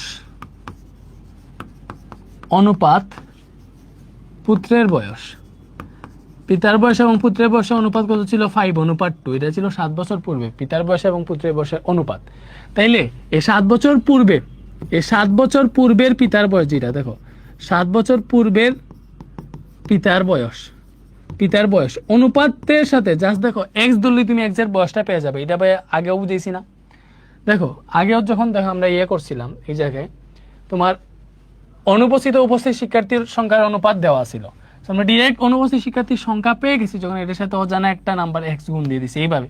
এবং কেন গুণ দিয়েছিলাম এটা তোমাদের আই থিঙ্ক মনে আছে। তাহলে 7 বছর পূর্বে পিতার বয়স ছিল 5x এবং 7 বছর পূর্বে দেখো 7 বছর পূর্বে পুত্রের বয়স ছিল 2x। আচ্ছা ওইটা পারবো। তাহলে 7 বছর পূর্বে পিতার বয়স যদি 5x হয় তাহলে পিতার বর্তমান বয়স কত হবে এটা আমারে বলো। পিতার বর্তমান বয়স হবে এই 5x এর সাথে, দেখো 7 বছর পূর্বে যদি তার বয়স 5x হয় তাহলে বর্তমানে আরো 7 বছর যোগ হয়েছে না তার বয়সের সাথে। দেখো 7 বছর পূর্বে তার বয়স যদি 5x হয় তাহলে এখন হবে 5x + 7 বর্তমান বয়স এটা। সেম ভাবে 7 বছর পূর্বে পুত্রের বয়স কত ছিল, 7 বছর পূর্বে পুত্রের বয়স ছিল, দেখো 7 বছর পূর্বে পুত্রের বয়স ছিল তোমার হচ্ছে 5/2 না, তাহলে 7 বছর পূর্বে পুত্রের বয়স ছিল অনুপাত 2 যেহেতু দেওয়া আছে তাহলে আমরা 2x ধরলাম। এই যে 5 এর সাথে x ধরে 5x এটা ধরছি পিতার বয়স, তাহলে পুত্রের অনুপাতের সাথে x ধরলে এটা হয়ে যাবে পুত্রের বয়স। তাহলে পুত্রের বর্তমান বয়স কত বের করো তো। তাহলে পুত্রের বর্তমান বয়স কত হবে বলো। তাহলে পুত্রের বর্তমান বয়স হবে দেখো যেহেতু 7 বছর পূর্বে 2x ছিল তাহলে বর্তমান হবে 2x + 7 শেষ। এখন দেখো তোমাকে শর্ত দেওয়া আছে, শর্ত মতে কি দেওয়া আছে বলো। শর্ত মতে দেওয়া আছে পিতা ও পুত্রের বর্তমান বয়সের সমষ্টি 70 বছর। তাহলে পিতার পুত্রের বর্তমান বয়সের সমষ্টি 70 বছর, তাহলে পিতার বর্তমান বয়স 5x + 7 প্লাস পুত্রের বর্তমান বয়স কত 2x + 7। পুত্রের বর্তমান বয়স হইতেছে 2x + 7 এবং এই দুইটার সমষ্টি হইতেছে তোমার 70 বছর, সমষ্টি 70। এরপরে দেখো হিসাব নিকাশ করো 5x আর 2x হবে 7x প্লাস 7 4 14 70। তাহলে 7x = 70 - 14, তাহলে 7x = হবে 56। তাহলে এখান থেকে x = হবে 56 ডিভাইডেড বাই 7 ভাগ হয়ে যাবে 8 বের হবে x এর মান 7 8 56। তাহলে x যদি 8 বের হয় তাহলে তুমি চিন্তা করো বলছে 5 বছর পর তাদের বয়সের অনুপাত কত হবে। আগে আমাদের কাজ কি তাদের বর্তমান বয়স বের করা, তাহলে এখন তুমি হিসাব করো পিতার বর্তমান বয়স। তাহলে পিতার বর্তমান বয়স কত, তাহলে পিতার বর্তমান বয়স কত হবে। পিতার বর্তমান বয়স ছিল 5x + 7, তো এই যে 5x + 7 ওইটার জায়গায় এখন x এর জায়গায় 8 বসবে, বিকজ x এর মান আমরা পেয়ে গেছি 8। তাহলে 5 8 40 আর 7 হইতেছে 47, এটা হচ্ছে পিতার বর্তমান বয়স। সেম ভাবে পুত্রের বর্তমান বয়স বের করো।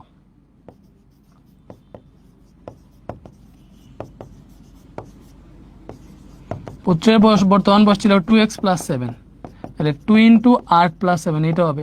তাহলে 8 2 16 + 7 কত হয়, 16 আর 7 কত 23। তাহলে পুত্রের বর্তমান বয়স হইতেছে 23 বছর। এটা বুঝছো, এটা কিন্তু আমরা বর্তমান বয়স বের করছি, তাদের বর্তমান বয়স বের করছি। এগুলা ছিল 7 বছর আগের বয়স, তো এগুলা না, আমরা বর্তমান বয়স বের করছি। এটা বর্তমান বয়স এবং এটা বর্তমান বয়স। তো বর্তমান বয়স এটা বেরোছে পিতার 47 পুত্রের 23।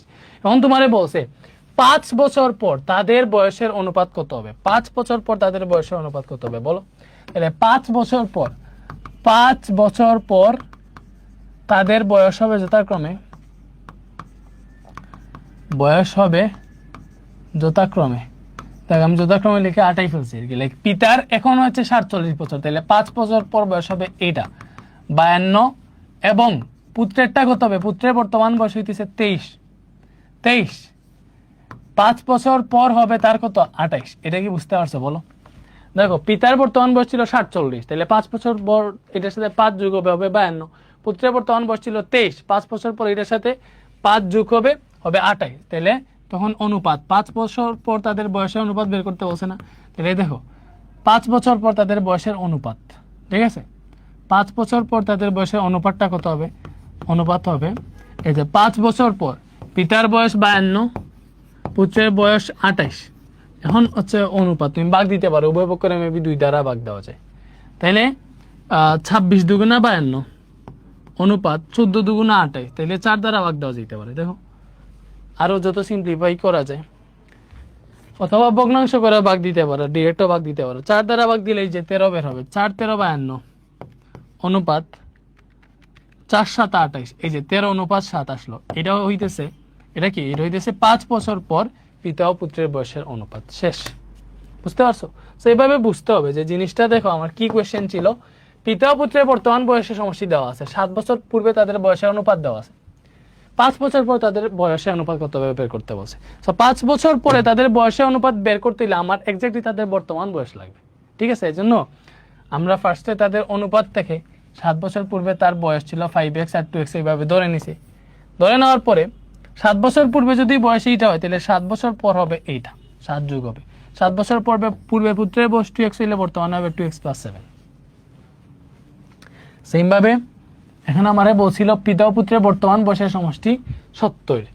তাহলে পিতার এই যে এটা, সরি এটা বর্তমান বয়স ছিল আর এটা বর্তমান বয়স, মানে এই যে 7 বছর পূর্বে এইটা, তো পরে যেটা হয়েছে এটা তো বর্তমান, ঠিক আছে? তো বর্তমান বয়স এই দুইটা বের হয়েছে। বর্তমান বয়সের সমষ্টি, তাদের বয়সের সমষ্টি এইটা, এখান থেকে এক্স বের হয়েছে, পরে বর্তমান বয়স বের করছি। এরপরে 5 বছর পর তাদের বয়স কত হবে এই দুইটা বের করছি, পরে অনুপাত বের করে ফেলছি। শেষ। তো এইটা পারবা উদাহরণ, পিতা পুত্রের বর্তমান বয়সের অনুপাত এইটা, 5 বছর পর তাদের বয়সের অনুপাত হবে এইটা, তাদের বর্তমান বয়স নির্ণয় করতে হবে। সেটা আর হয়েছে, দেখো তাদের বর্তমান বয়সের অনুপাত বলছে 7:2, ঠিক আছে? 5 বছর পর তাদের বয়সের অনুপাত হবে 8:3। তাহলে দেখো বর্তমান বয়স যদি x আর y হয়, দেখো পিতার বর্তমান বয়স x, পুত্রের বর্তমান বয়স y ধরলা, তাহলে এটা হবে দেখো x/y, এটা ইজ ইকুয়াল টু 7/2। বুঝছো? মানে পিতা ও পুত্রের বর্তমান বয়সের অনুপাত এটা, দ্যাট মিন্স পিতা অনুপাত পুত্র এটা সমান 7:2। আমি এই জায়গায় কি করছি, পিতার বয়স x, পুত্রের বয়স y ধরছি, এটা সংক্ষেপে করে দিতেছি, মানে এটা পারবা, আগেরটা যেহেতু করে দিছি। এবং এখানে বলছে 5 বছর পর তাদের বয়সের অনুপাত এটা হবে। তো 5 বছর পর পিতার বয়স হবে দেখো x + 5, এখন x 5 বছর পর হবে x + 5, এখন পুত্রের বয়স y, তাহলে 5 বছর পর পুত্রের বয়স হবে y + 5, এই দুইটার অনুপাত এইটা অনুপাতে নেই, এটাই বলছে। তাহলে তো এখান থেকে দেখো তুমি পাবা x/y = 7/2, এটা পাবা না? অবভিয়াসলি পাবা, এটা মনে রেখো। আর আবার আরেকটা শর্ত পাবা এই জায়গায়, যে 5 বছর পর তাদের বয়সের অনুপাত x + 5 অনুপাত y + 5 = 8:3। তো ওইটা থেকে পাবা দেখো x + 5 ডিভাইডেড বাই y + 5, এটা সমান 8/3। এতটুকু কি বুঝতে পারছো? আই থিঙ্ক বুঝতে পারছো। তাইলে এই জায়গায় একটা জিনিস করা যায়, দেখো এখান থেকে আমরা যেটা করতে পারি, x = পাবো, x = কি পাবো বলো? y ওই পাশে গুণ হয়ে যাবে, তাহলে 7y/2। তো এই জায়গায় x এর জায়গায় যদি y এর মানটা বসাই দাও, x এর জায়গায় যদি 7y/2 বসাই দাও আর বাকি সব হিসাব নিকাশ করো, তাহলে আনসার মিলে যাবে, ঠিক আছে? তো হিসাব নিকাশ করো, উপরে 2 লসাগু নিলে 7y + 5 দুগুণা 10 হবে, নিচে y + 5 আছে, এই জায়গায় 8/3 আছে। তো পরবর্তী পৃষ্ঠায় যাও, এখানে 7y + 10 ডিভাইডেড বাই 2 আছে, তারপরে এই ভাগটারে গুণ দিলে এই ভগ্নাংশটা উল্টে যাবে, এই ভগ্নাংশটা উল্টে গিয়ে 1/y + 5 হয়ে যাবে। বলো এটা কি বুঝতে পারছো? বুঝতে পারছো? আর এই জায়গায় আছে 8/3, এটা আছে না? হ্যাঁ এটাই আছে। তাহলে দেখো এখন হিসাব নিকাশ করো, উপরে পাইলাম 7y + 10, নিচে পাইলাম 2 দিয়ে গুণ দিলে 2y প্লাস এটা দিয়ে এটারে গুণ হবে 5 দুগুণা 10, এটা সমান 8/3। এবার ক্রস গুণন করো, 8 দুগুণা 16 হয়, এটা 3 সাথে 21, এটা বেশি, এইভাবে আগে করে দেখো 3 সাথে 21y প্লাস 3 দশে 30 ইজিক্যাল টু 8 দুগুণা 16y প্লাস 8 দশে 80। তাহলে দেখো 21y, 16y বিয়োগ হয়ে আসলো, 80 আছে, 30 বিয়োগ হয়ে গেল। তাহলে 21 থেকে 16 বিয়োগ দিলে 5y হবে, এখানে হবে 50। তাহলে y ইজিক্যাল টু হবে 50, 5 ভাগ হয়ে গেল, পাইলা 10, y এর মান 10। তাহলে y ছিল পুত্রের বয়স, তাহলে এটা হচ্ছে পুত্রের বর্তমান বয়স। ওয়াইটা দেখো, ওয়াইটারে আমরা কি ধরছিলাম, ওয়াইটারে ধরছিলাম পুত্রের বর্তমান বয়স, ঠিক আছে। তাহলে এটা হচ্ছে পুত্রের বর্তমান বয়স।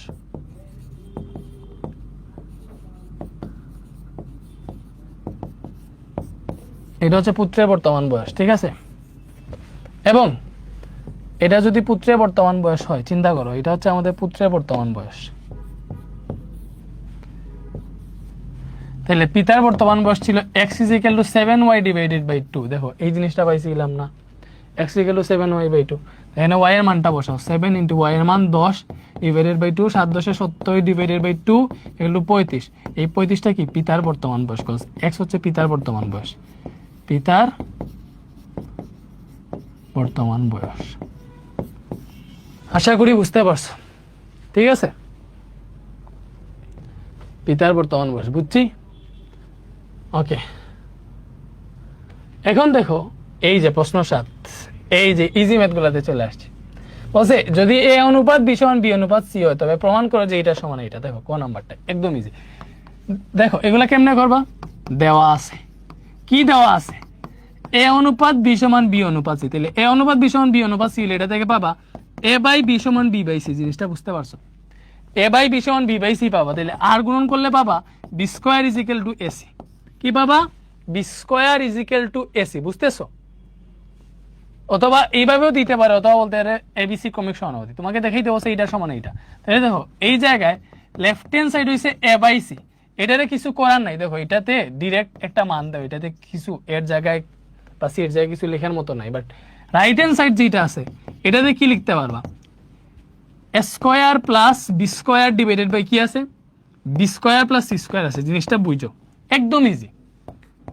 তোমার লেফট হ্যান্ড সাইডের মান a by c, so left hand side আর রাইট হ্যান্ড সাইড সমান হইতে হইলে এই রাইট হ্যান্ড সাইডের মান এ বাই সি বের হইতে হবে। কেমনে বের হবে, এই যে দেখো এ স্কোয়ার জায়গায় স্কোয়ার, বি স্কোয়ারের জায়গায় বলো এসি লিখা যায় না, B square equal to AC by C, B স্কোয়ারের জায়গায় জাস্ট এসি লিখবা, নিচেই বি স্কোয়ারের জায়গায় এসি লিখবা, এখানে সি স্কোয়ার আছে।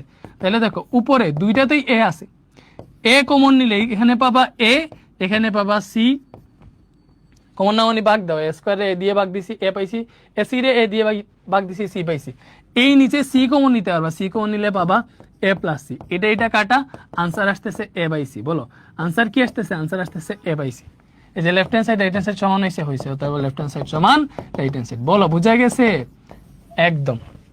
এরপরে আসো খ নাম্বারটা, এই যে এইটা সেম, এ অনুপাত বি সমান বি অনুপাত সি দেওয়া আছে, ওইটা থেকে হিসাব নিকাশ করলে তুমি b square is equal to AC পাবা। এই জিনিসটা তো বুঝতে পারছো। তাইলে এখানে লেফট হ্যান্ড সাইড এইটা, রাইট হ্যান্ড সাইড এটা, এই দুইটা সমান বের করতে বলছে। তাইলে দেখো লেফট হ্যান্ড সাইড কি, লেফট হ্যান্ড সাইড হইছে তোমার a square B square C square into 1 by a cube plus 1 by b cube plus 1 by C cube. এটারে এইভাবেও দিতে পারে, লেফট হ্যান্ড সাইডে এইভাবেও দিতে পারে যে a square B square C square, এই যে এ কিউব এটারে a inverse 3 b inverse 3 c inverse 3 এইভাবে দিতে পারে।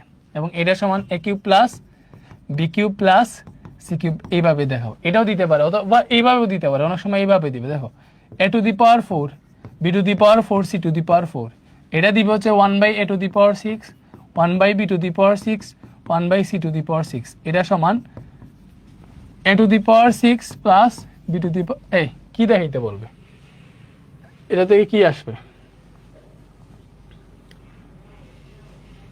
এটাই আসবে, a cube plus b cube plus c কিউবই আসার কথা।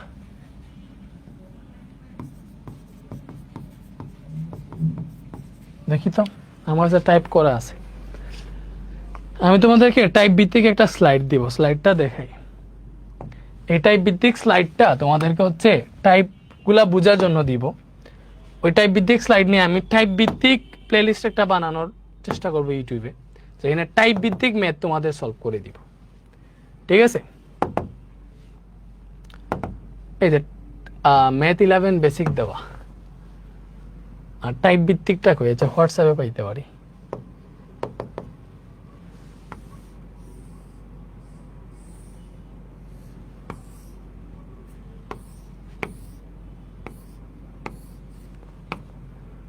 এটা মেবি কার কাছে যে ওকে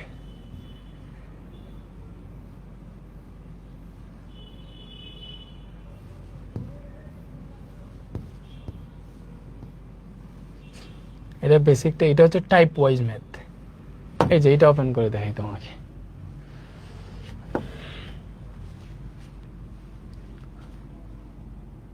ওপেন হয়েছে, এই যে ওপেন হয়েছে, আই থিঙ্ক এই যে ওপেন হয়েছে। এই যে এটাতে টাইপ ভিত্তিক ভাবে ম্যাথ সাজানো আছে, দেখছো টাইপ ভিত্তিক ভাবে ম্যাথগুলো সাজানো আছে, সূত্র দেওয়া আছে, কোন সময় গসাগু হবে, কোন সময় কি হবে, এবং এই যে টাইপ ওয়ানে দেওয়া আছে ক্রমিক সমানুপাতি। এই যে এটা আছে, এটা আছে, এটা আছে, এটা আছে, তারপরে হচ্ছে এই ম্যাথগুলো দেখো, এটা তোমার বইয়ের math, square B square C square is equal to এই যে এইটা প্রমাণ করা। সেম ভাবে এইটাও প্র্যাকটিস শিট আকারে তোমাদের দিয়ে দিব। তারপর এখানে কি আছে, এল এম এন ও টি ক্রমিক সমানুপাতি হলে প্রমাণ করো যে এইটা সমান এইটা, ঠিক আছে, এটাও ওই টাইপের মধ্যে। তারপরে হচ্ছে এখানে আরো আছে, এই যে এইটা দেখো, এটা দেখো, এটা কি প্রমাণ করতে হচ্ছে, p to the power 8 q to the power 8 r to the power 8, পরে এটা এরকম হইলে p to the power 12 q to the power 12 r to the power 12 প্রমাণ করে। এটা হচ্ছে এখন যে ম্যাথটা করে দিই বইটার মতো হুবহু সেম, এটাও সেম। এই যে এটার কথাই বলতেছি, p to the power 4 q to the power 4 r to the power 4, পরে p inverse 6 q inverse 6 r inverse 6 আছে। দেখাও যে এটা সমান p to the power 6 plus q to the power 6 plus r to the power 6। Type ভিত্তিক math, এটা Dhaka board 20 আসছিল, ঠিক আছে, এগুলা পাবা তোমরা। তো এই যে যাই হোক, এগুলা পাইলেই হয়েছে। এখন দেখো a to the power 6 plus b to the power 6 plus c to the power 6, এটা এইভাবে দিতে পারো, অথবা এইভাবেও দিতে পারো, a to the power 8 b to the power 8 c to the power 8 is equal to a inverse 12 b inverse 12 c inverse 12 is equal to a to the power 12 plus b to the power 12 plus c to the power 12। So যেইভাবেই হোক আমি তোমার এইটা করে দিব, এইটার মতো করে বাকি সবগুলো তোমরা করবা, সেম নিয়ম। তাহলে দেখো কেমনে করবা, a square B square C square আছে, তাইলে এই জায়গায় তুমি যেটা করতে পারো, প্রথমে উপরের যেটা আছে এটা দ্বারা সবগুলারে গুণ দিয়ে দিবা, সবগুলারে গুণ দিয়ে দাও, a square B square C square এই জায়গায় যাবে, যে কি বলছে উপরের সব ওয়ানের সাথে গুণ হবে, এটা এখানেও গুণ হবে, এটার সাথে এটার সাথে গুণ হবে, তিনটার সাথে গুণ হবে, এটার সাথে এটা গুণ হলে উপরে যাবে a square B square C square, নিচে আসবে বি কিউব। সি কিউবের সাথে যখন গুণ যাবে, এটা উপরে যাবে a square B square C square, নিচে আসবে সি কিউব। ব্যাপারটা বুঝতেছো? তাইলে এখান থেকে দেখো তুমি কি পাবা, দেখো তুমি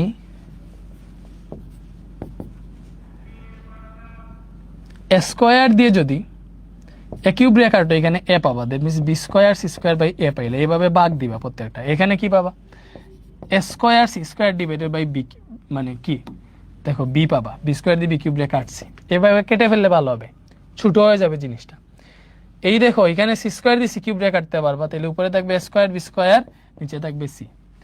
এরপরে nothing else, B square is equal to AC, জানো বি স্কয়ারের জায়গায় এসি বসাও, কি বলছি বি স্কয়ারের জায়গায় এসি বসাও, এখানে সি স্কয়ার আছে নিচে এ আছে, এটাতে দেখো স্কয়ার সি স্কয়ার রে তুমি এসি হোল স্কয়ার লিখতে পারবা না?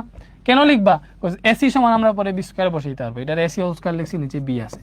এটাতে দেখো স্কয়ার বি স্কয়ার, তো স্কয়ারের জায়গায় স্কয়ার, বি স্কয়ারের জায়গায় এসি লিখতে পারবা, ওই যে B square is equal to AC, তারপরে নিচে সি আছে, সি এর জায়গায় এসি। এরপরে দেখো কি হয়,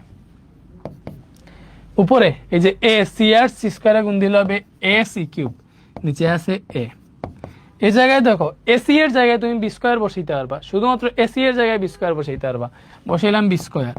এখন এসির উপরে যে স্কয়ার আছে ওই স্কয়ার তো দিতে হবে, কজ আমি শুধু এসির পরিবর্তে বি স্কয়ার পেয়েছি, স্কয়ারের জায়গায় স্কয়ার দিছি, নিচে আছে বি, দিলাম বি।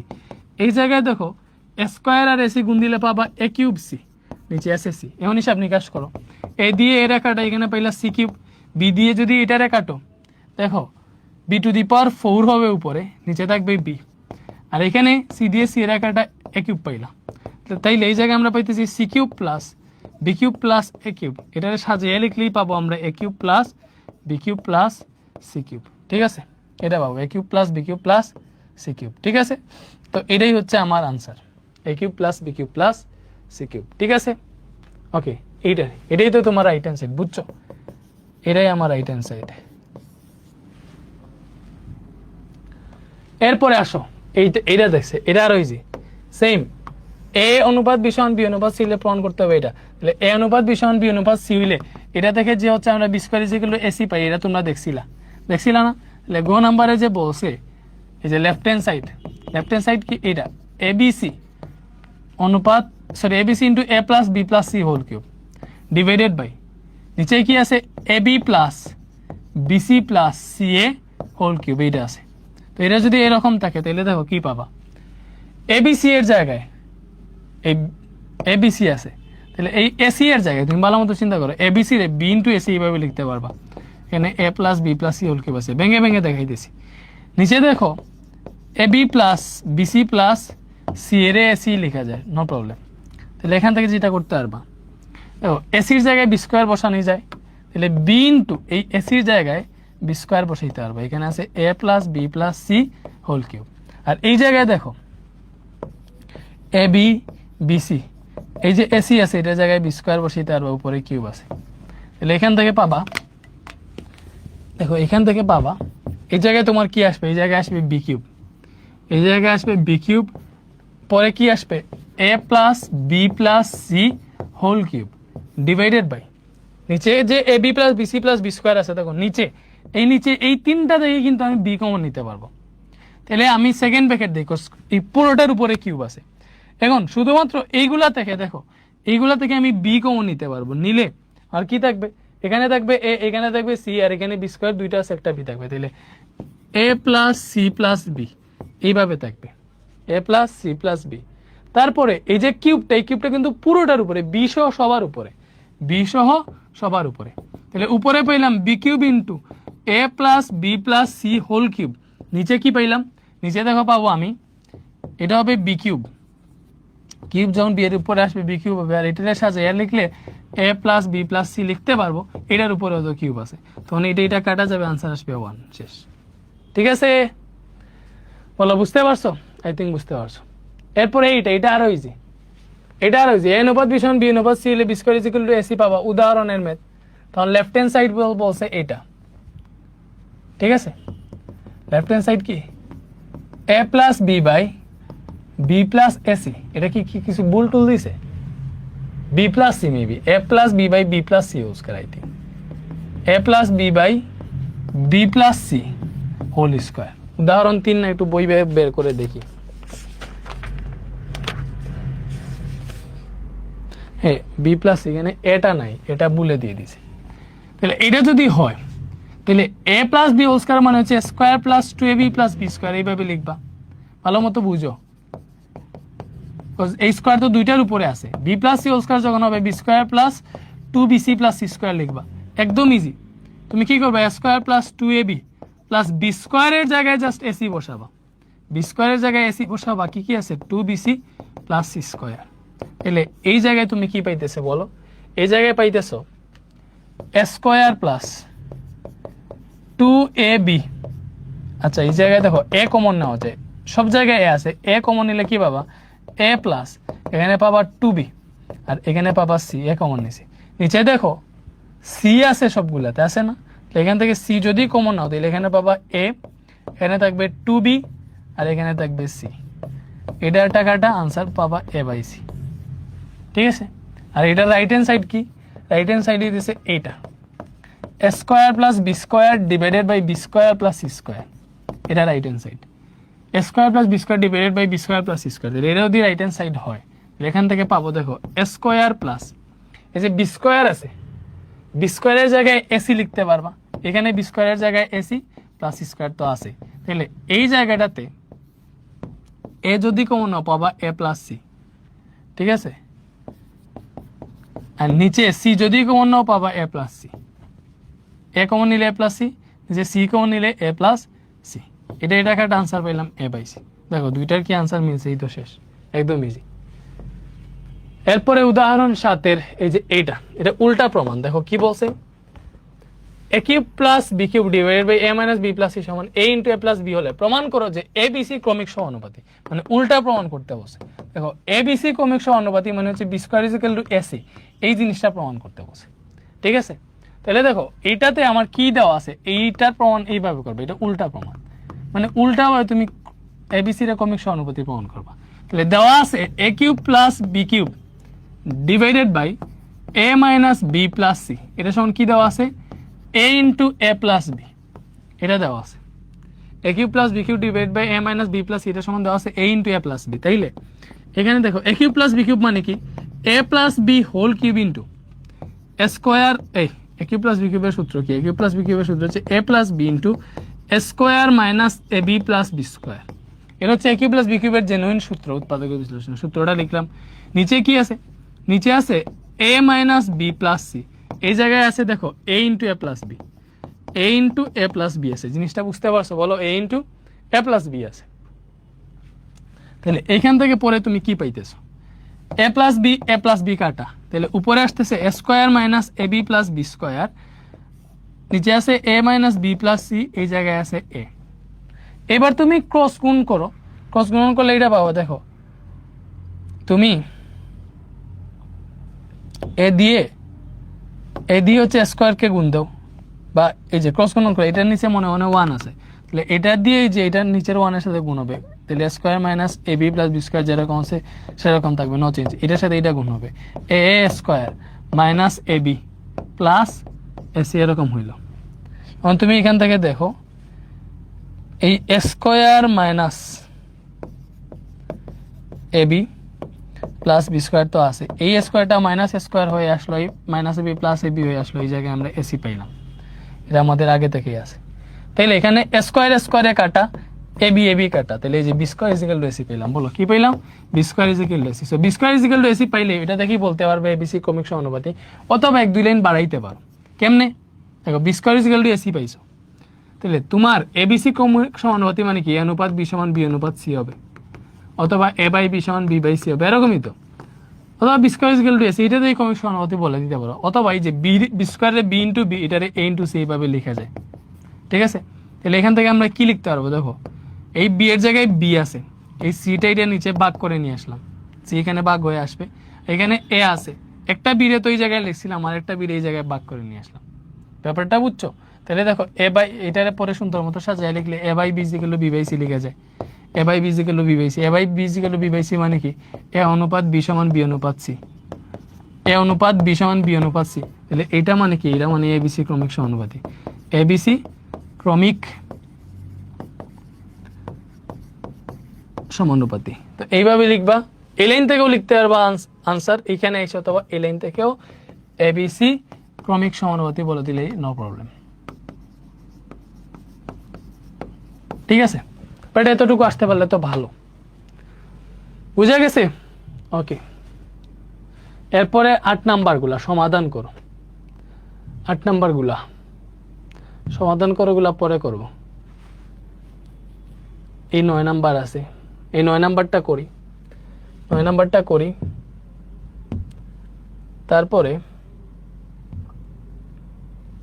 আমরা কালকে 8 নাম্বার এবং বাকি টাইপ শুরু করব। 11 এক দিনে শেষ করা যাবে না, 2টা ক্লাস লাগবে। আমরা 9 শুরু করি, তাই না? এটাই ভালো হবে। 8 পরে করব, 8 ভিন্ন টাইপের সমাধান করো, এটার সাথে এটা মিল আছে, এটা করি। দেখো যখন এইভাবে বলবে a by b b by c c by d, সবগুলো এইভাবে দেওয়া আছে, এ বাই বি সমান বি বাই সি সমান সি বাই ডি, এটা হইলে দেখাও যে এটা সমান এইটা। সো এই টাইপের ম্যাথ কেমনে করা লাগে, এগুলো একই টাইপের, আমি তোমাদের দেখাই। তুমি জাস্ট ধরে নিবা, দড়ি কি বলছি, জাস্ট ধরবা দড়ি, এ বাই বি সমান বি বাই সি সমান সি বাই ডি, এইগুলা সমান জাস্ট কে ধরে নিবা, আর কিছুই লাগবে না। দড়ি এ বাই বি সমান বি বাই সি সমান সি বাই ডি সমান কে, এগুলা সমান আমি কে ধরে গেছি। তো কে যদি ধরি তাহলে এখান থেকে কি পাবা, দেখো এই এ বাই বি প্রত্যেকটা সমান তো আমি কে ধরছি, তাহলে এইটা সমানও কে লিখতে পারবা, এটা সমানও কে লিখতে পারবা। এটা সমান যদি কে লিখো, এটাতে কি আসবে দেখো, আর গুণন করলে এই ইজিক্যাল টু বি কে আসবে, এই ইজিক্যাল টু বি কে আসবে।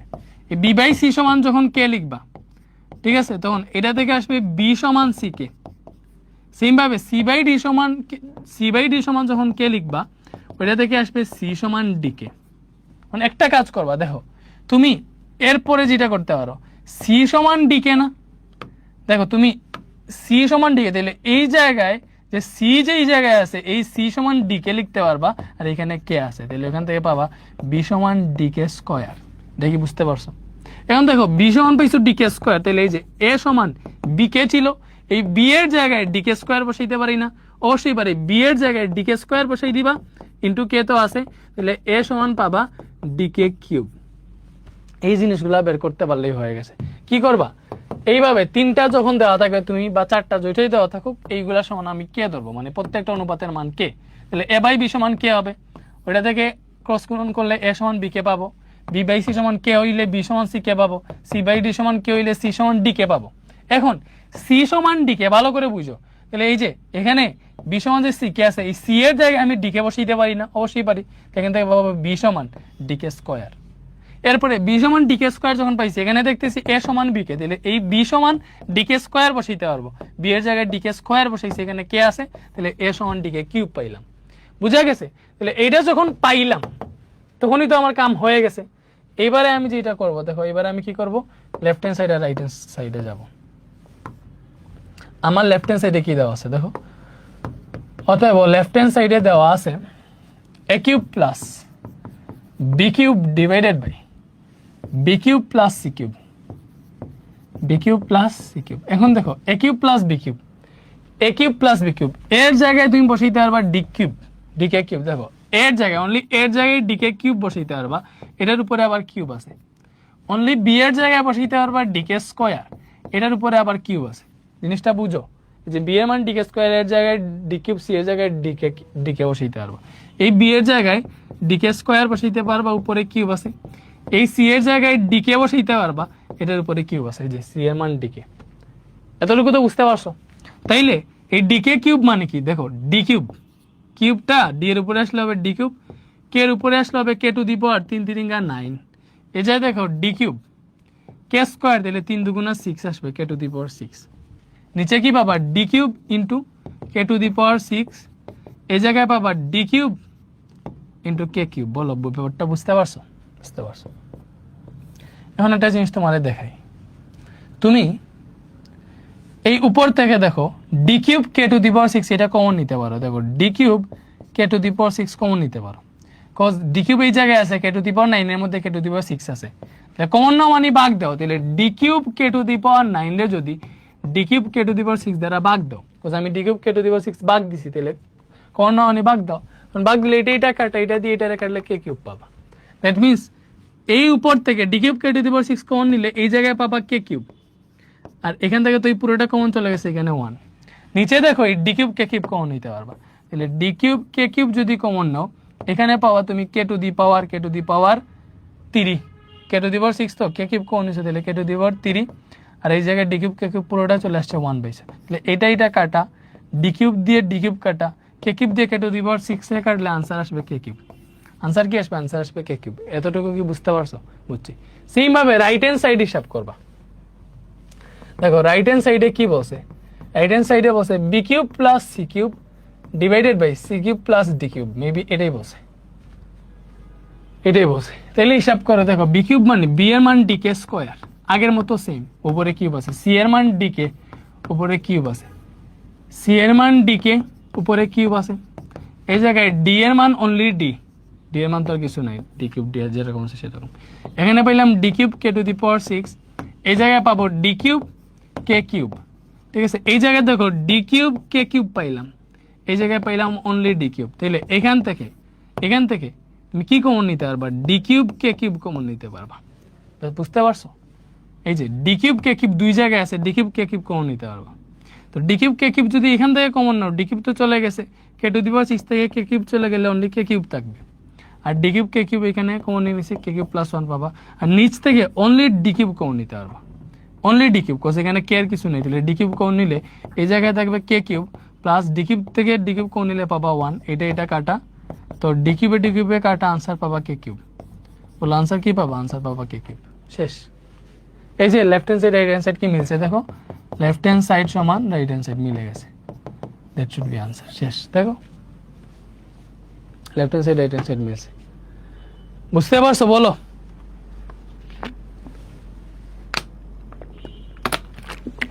একদম ইজি। কে বই আনতে গেলাম আমি। হ্যাঁ বই নিয়ে আসি নীলক্ষেত থেকে, জাস্ট আবার বই নিয়ে। ওকে, এবার আমার ভিডিওটা আপলোড দিতে হইতো। ওকে, আইসে দিয়ে দেবো। বেশি ক্লাসের কথা তো না, ক্লাস তো এই যে মনে করো 20 মিনিট। আইসে দিয়ে দিতে পারবো। আচ্ছা, তুমি 7টায় কিন্তু আপলোড হইতেই হবে। বই নিয়ে আসবো, অন্য কোথাও না। ওকে,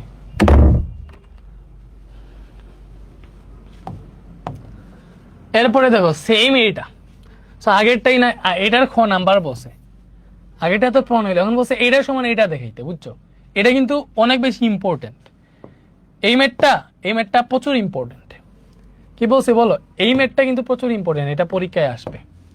প্রচুর মানে প্রচুর ইম্পর্টেন্ট। তাহলে এখানে কি বলছে দেখো, এ বাই বি সমান বি বাই সি সমান সি বাই ডি। সো ওইটা থেকে হিসাব নিকাশ করে দেখো আমরা ক থেকে পাইছিলাম, কতে পাইছিলাম এ সমান ডিকে কিউব, বি সমান ডিকে স্কোয়ার, সি সমান ডিকে।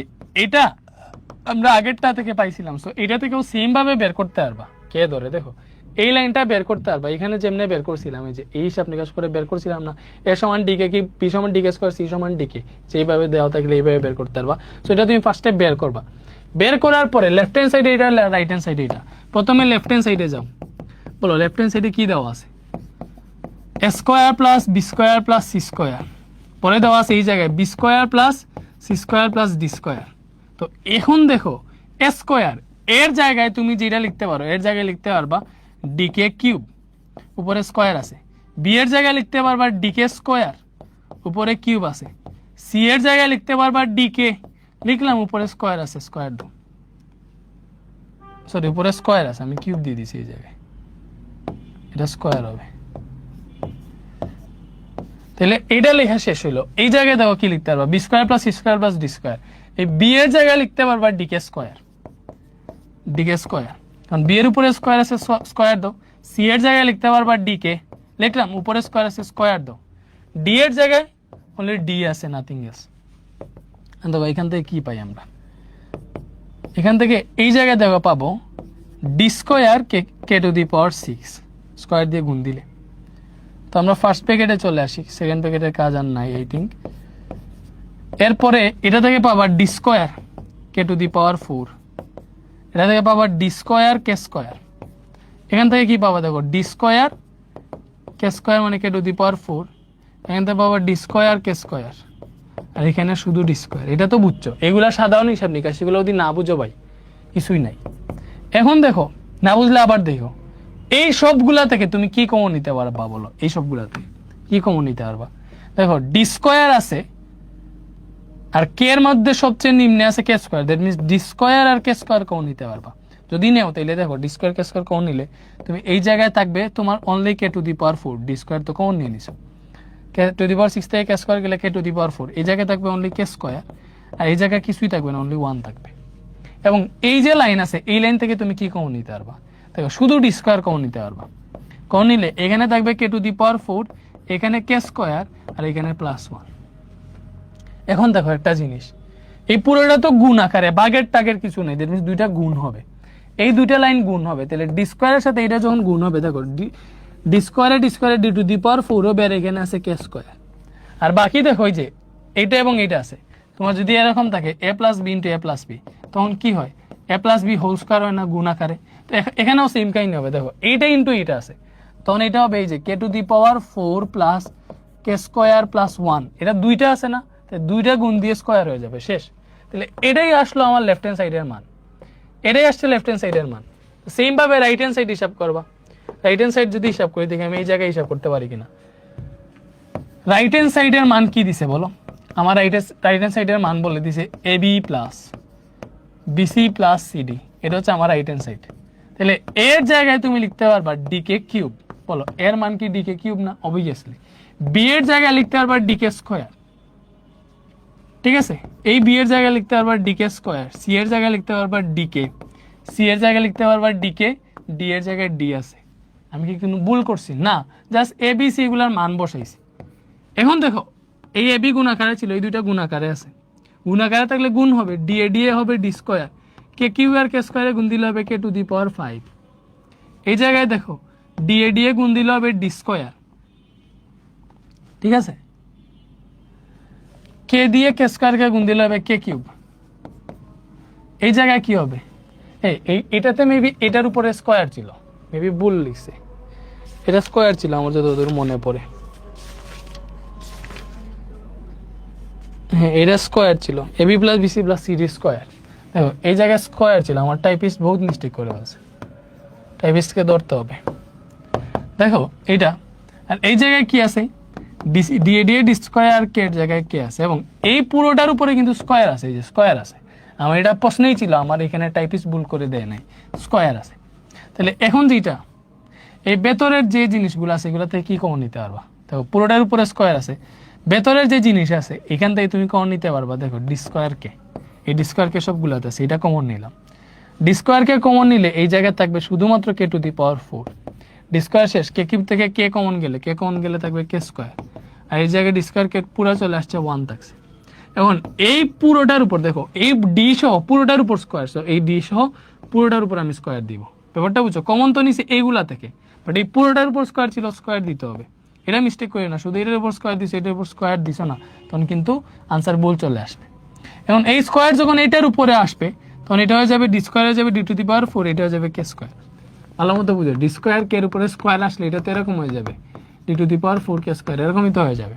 হয়ে গেছে। আর এটার উপরে যখন স্কোয়ার আসবে তখন k to the power 4 k square plus 1, এটার উপর স্কোয়ার আসলো, তাহলে এটা মান আসলো আমার। তো এই যে এই মানটা আর এই মানটা, দুইটা মান দেখতে সেম কিনা বলো, এই মান সেম না? যদি সেম হয় তাহলে আমরা এখান থেকে লিখতে পারবো লেফট হ্যান্ড সাইড সমান রাইট হ্যান্ড সাইড। আশা করি বুঝতে পারছো, ঠিক আছে? এটা শেষ। A by B equal to C by d হইলে দেখাইতে বলছে এটা। দেখো এটা উদাহরণ 4, সেম ভাবে করবা। তুমি কি করবা, এই যে A by B equal to B by C না হয়ে এইভাবে যেটাই আছে তখন এ বাই বি সমান সি বাই ডি।